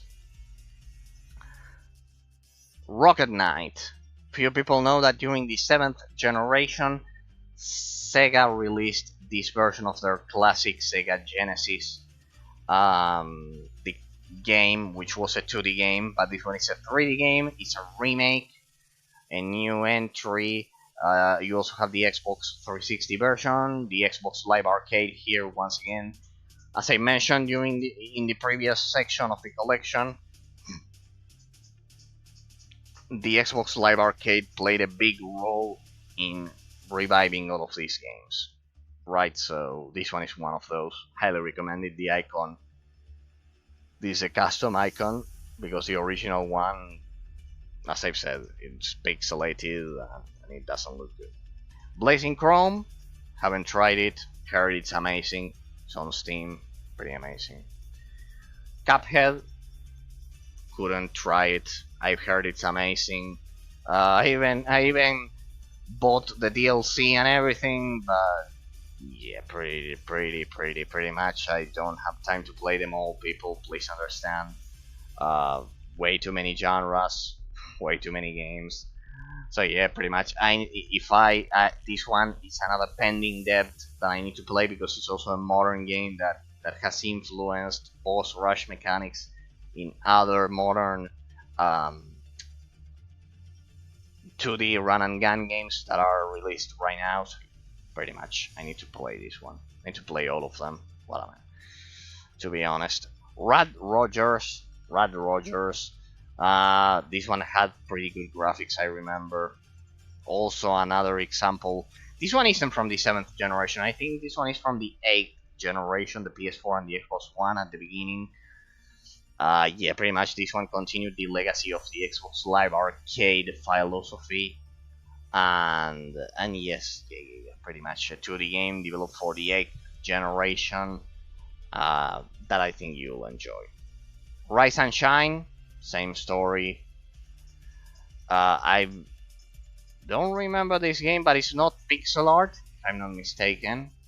So yeah, another great example of a run and gun game. Rogue Stormers, I need to try all of these. This one is particularly amazing, if I'm not mistaken. So yeah, I need to try those Rogue Stormers. Also a huge pending debt that I have. Eco Prime, I played this one. This one was because this one was developed by Robot Entertainment, the creators of Orcs Must Die and Age of Empires Online. Remember Chris Taylor and Gas Powered Games. Then they became a part of the developers. Then became Robot Entertainment. I love them alongside THQ and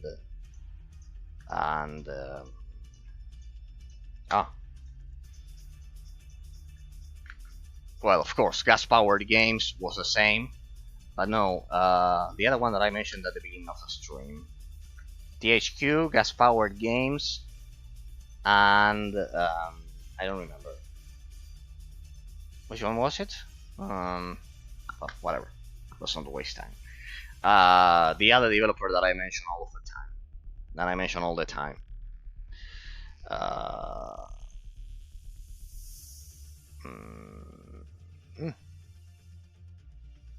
Which one was it? THQ. Give me a sec. Oh. Yeah, well, I don't remember. Well, whatever. Let's not waste time. Eco Prime, amazing game. This one is 2D. You play as a command. I said it at the beginning of the stream. So well. It must have been from a different genre. Focus Home Interactive. Could it be? I think it was Focus Home Interactive. And Pandemic. Focus Home Interactive and Pandemic Studios. They were from a different genre. Those two. Pandemic Studios that they developed Battlefront and Focus Home Interactive. The French developer. And also the Swedish developer THQ, of course. one of the most underrated developers of all time, and Robot Entertainment and Gas Powered Games. Eco Prime, amazing. Highly suggest you play this game. It's also on the. This was originally released for the iPhone, for the first iPhone. But this PC version is perfectly upscaled, modern resolution, modern frame rates, 2D. You play as a commando. It has pretty nice graphics. They are 2D, but they are not pixel art, but they are not Flash as well. They are a bit cartoony, similar to Age of Empires Online in that sense, but 2D. So yes, I think Robot Entertainment, they had a lot of talent, and yes, this one is from them. Shoot Many Robots. Another one from the 7th generation, from the Xbox Live Arcade period. I think I played it. I think I played this one. I think I played it on the Xbox 360 long ago.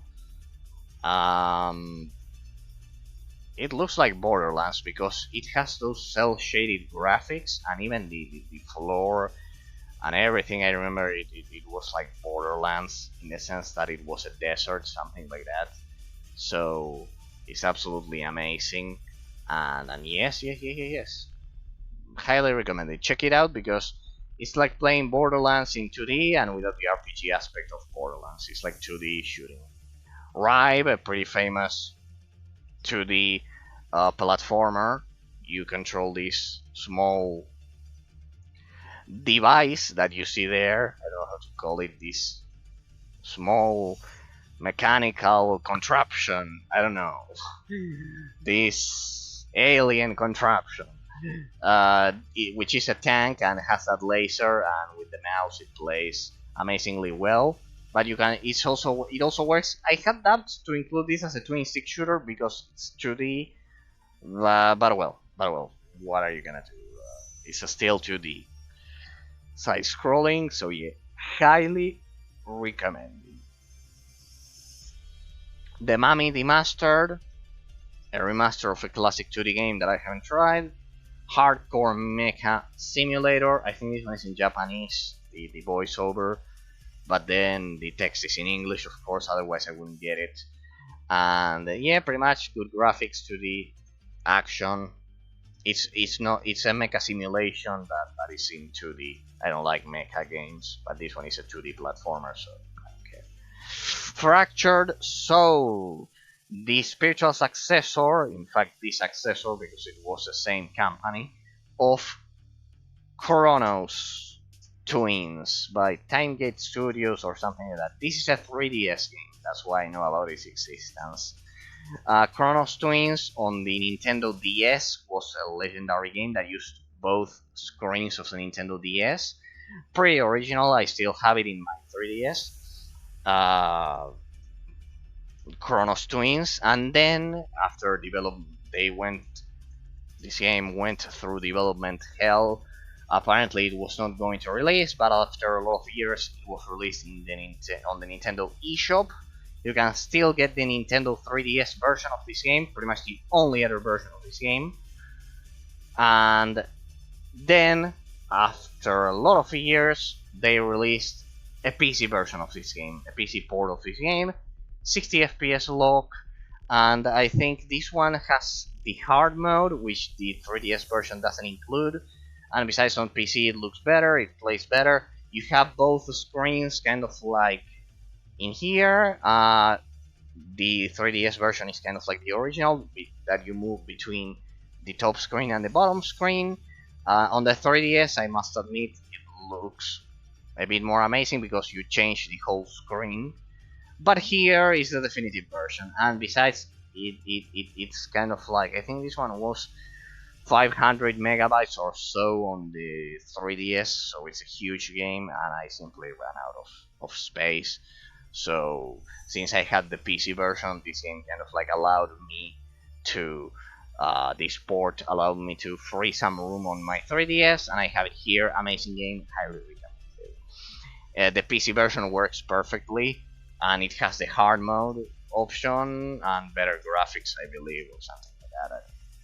It has a 60 FPS cap. You can change between the two screens and know that it works perfectly with a joystick with an Xbox One joystick, so don't worry about that. It's a good port.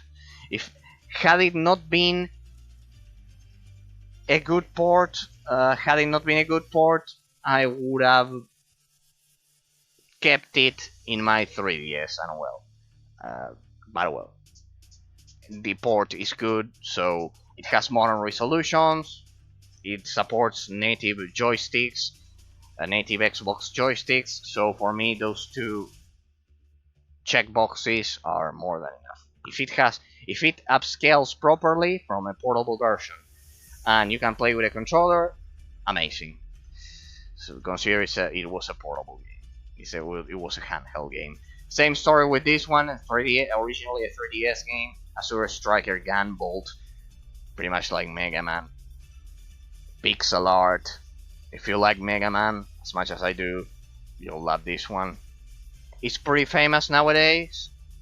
Nowadays, it's the modern incarnation of Mega Man because you'll see Azure Striker Gunvolt, Azure Striker Gunvolt 2. On the 3DS, you kind of like have the Azure Striker pack, which includes 1 and 2. Here you have them separately. And then recently they developed Azure Striker Gunvolt 3.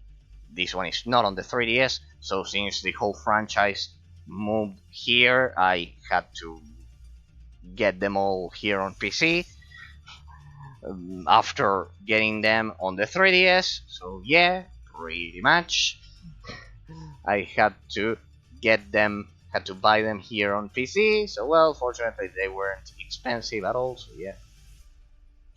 Gunvolt Chronicles Laminas Avenger 9, the sequel of Gunvolt Azure Striker Gunvolt 3. This one is pretty much Azure Striker Gunvolt 4. And then recently they released Gunvolt Chronicles Luminous Avenger 9 2. Pretty much Azure Striker Gunvolt 5. So yeah, I don't know the differences in these modern versions, but I played the original Azure Striker Gunvolt series and I think they're the same. So yeah, pretty much you need to play the Azure if you are looking for the modern representation of Mega Man, the modern incarnation of Mega Man. Look no further than Azure Striker Gunvolt. Vol.6, Vol.6, a modern 2D pixel art game, a run and gun, as I've said. It has a lot of rock references. Not the best one, not the worst one I've seen. Pretty cool and amazing. If you like 80s aesthetics, you'll probably like that one. Fury Unleashed, pretty similar story.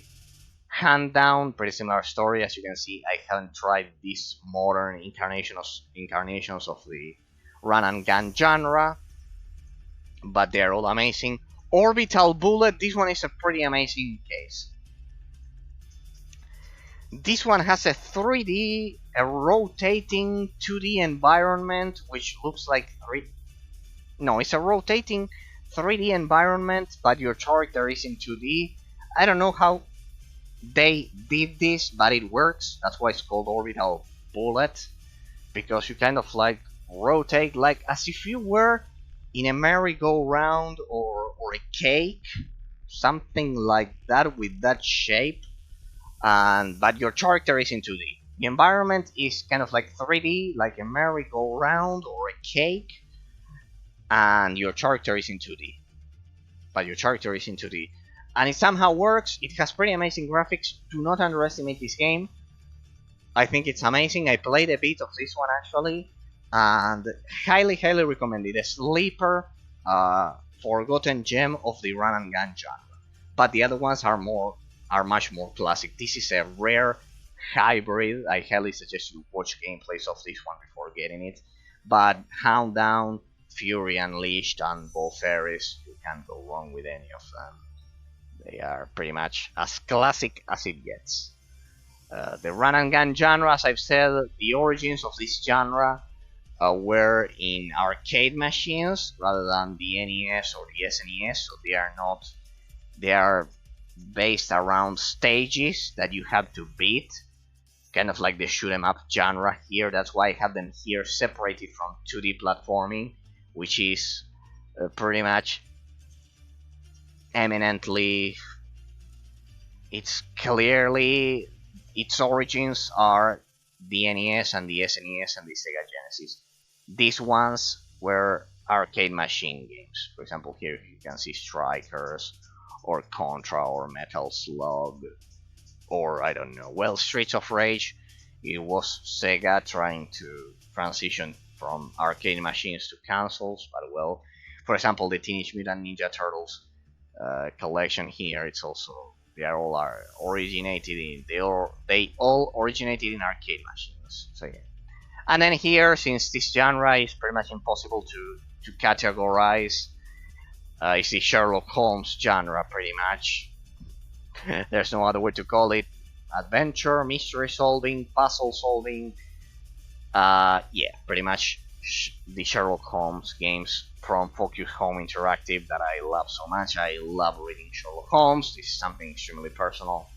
So, The Hound of the Baskervilles was the first book that I read in English, so it's extremely important for me. So that's why I love Sherlock Holmes. I saw the Netflix series, pretty amazing. I watched the movies with Robert Downey Jr. and the actor of Iron Man. Um, the soundtrack of the two movies was from Hans Zimmerman, so it's amazing. And yeah, those are underrated and sleeper films. See, the first and the second Sherlock Holmes that they created, they were amazing. I think that incarnation is the best. And then we have the modern incarnation of the Netflix series, which is arguably the second best. The thing is that the Netflix adaptation is much more similar to the books, and the original Sherlock Holmes movies from 2009 were kind of like their own. They were much more Hollywood oriented. The Netflix series, they are like the books. In fact, there's the chapter of the Hounds of the Baskervilles, which is pretty well done. Just that they used a modern house instead of a manor. I didn't like that, but yeah. You need to read The Hound of the Baskervilles if I had to recommend it. It's my favorite book because it's the first one I ever read in English instead of Spanish. The Hound of the Baskervilles. So, besides, I love the story. I know it's not the best Sherlock Holmes book. I could arguably say that one of my favorites is Studying Pink. I think that's the English translation because I read it in Spanish. And the Netflix adaptation covered that one, as well as Hound of the Baskervilles, and those two are pretty much my favorites.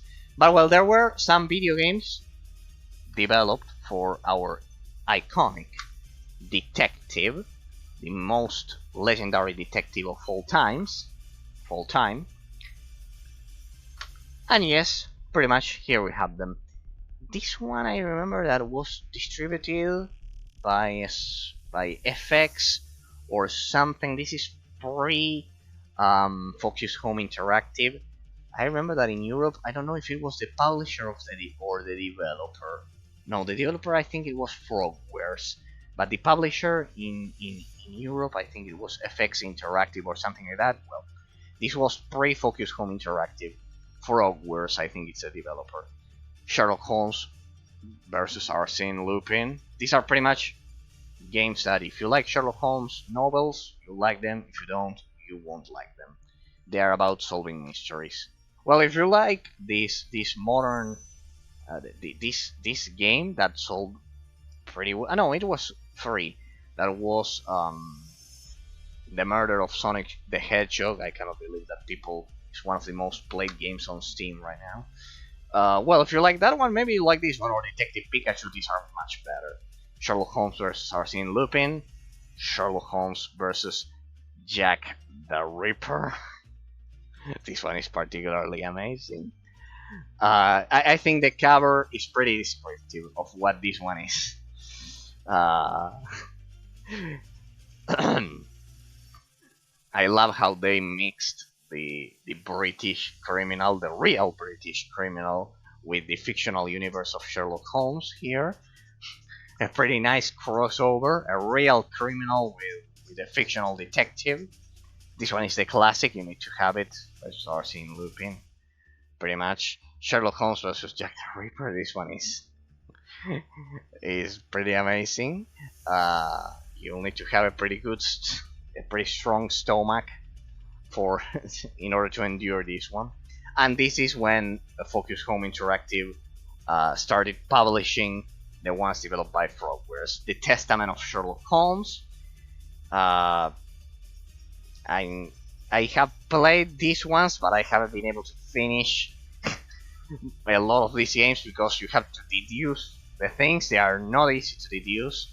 And well, the thing is that you shouldn't look up guides of these games online because they are pretty much that's the charm of these games. You need to solve the mysteries. Then we have Sherlock Holmes: Crimes and Punishment, much more modern. Sherlock Holmes and the Devil's Daughter, and then we have Sherlock Holmes Chapter 1. And then there was one more release of this series that I need to get, the last one. Some months ago they released the sequel to Sherlock Holmes Chapter 1, which it's not called Chapter 2, it has a different name, but it's a sequel of this one. Yeah, pretty much. These games, believe it or not, they sell pretty well. If not, ask Focus Home Interactive why they still develop these games. This extremely niche genre. Though we had Monkey Island and those, which are graphic adventures. Pretty much, yeah, they would be graphic adventures. It's just that I hate that genre, except for the fact that I play these games because they have Sherlock Holmes slapped on the title, and the overall character of Sherlock Holmes is amazing and shouldn't die. Yet another precious gift that the British Empire has given us. So yeah, proudly recommend these games. They are amazing if you read the novels. So yeah, ladies and gentlemen, this is it for today. Today we've covered 3D platforming, 2D platforming, run and gun, and well, this extra small section that I'm not even gonna mention, the Sherlock Holmes games. Those are pretty personal. Ladies and gentlemen, it's been my pleasure sharing this it's the 6th volume of my collection. It's the 6th volume of the integral history of PC game genres. We covered everything: the transition from 2D to 3D, the 2D platforming routes, how most of these series couldn't transition to 3D. So yes, it's amazing what they did here. How the developers of this genre during the 4th generation managed to successfully transition in a lot of cases, especially Nintendo once again, with Super Mario 64 to the 3D platforming genre. As for the run and gun genre, it's a classic arcade machine genre. You'll find many more games, like things like Sunset Riders or those, either on the Xbox Live Arcade or I don't know, in arcade machine emulation or whatever, you can find them.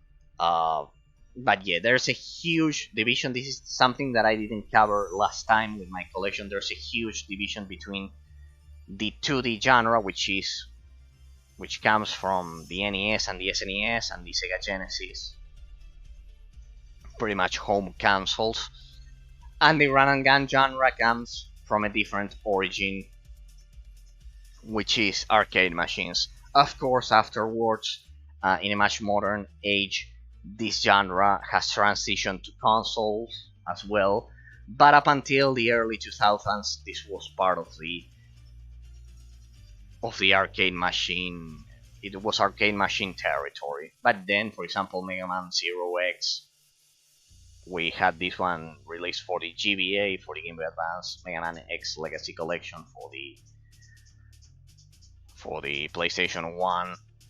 You can see that this genre changed its territory from arcade machines to home consoles, where 2D platforming, where they blurred the line between 2D platforming and run and gun. But this is the difference that a lot of people don't know, and I wanted to highlight it.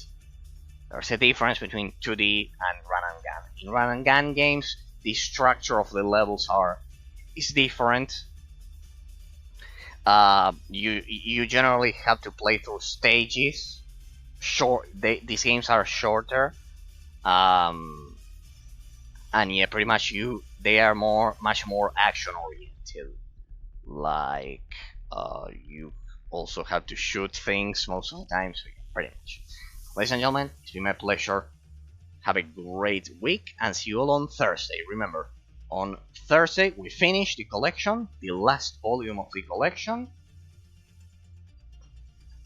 And then on Tuesday we resume London 2038, and then on Thursday we begin with the special showcases, and we'll begin with the twin stick shooter boss rush showcase. So, ladies and gentlemen, it's been my pleasure.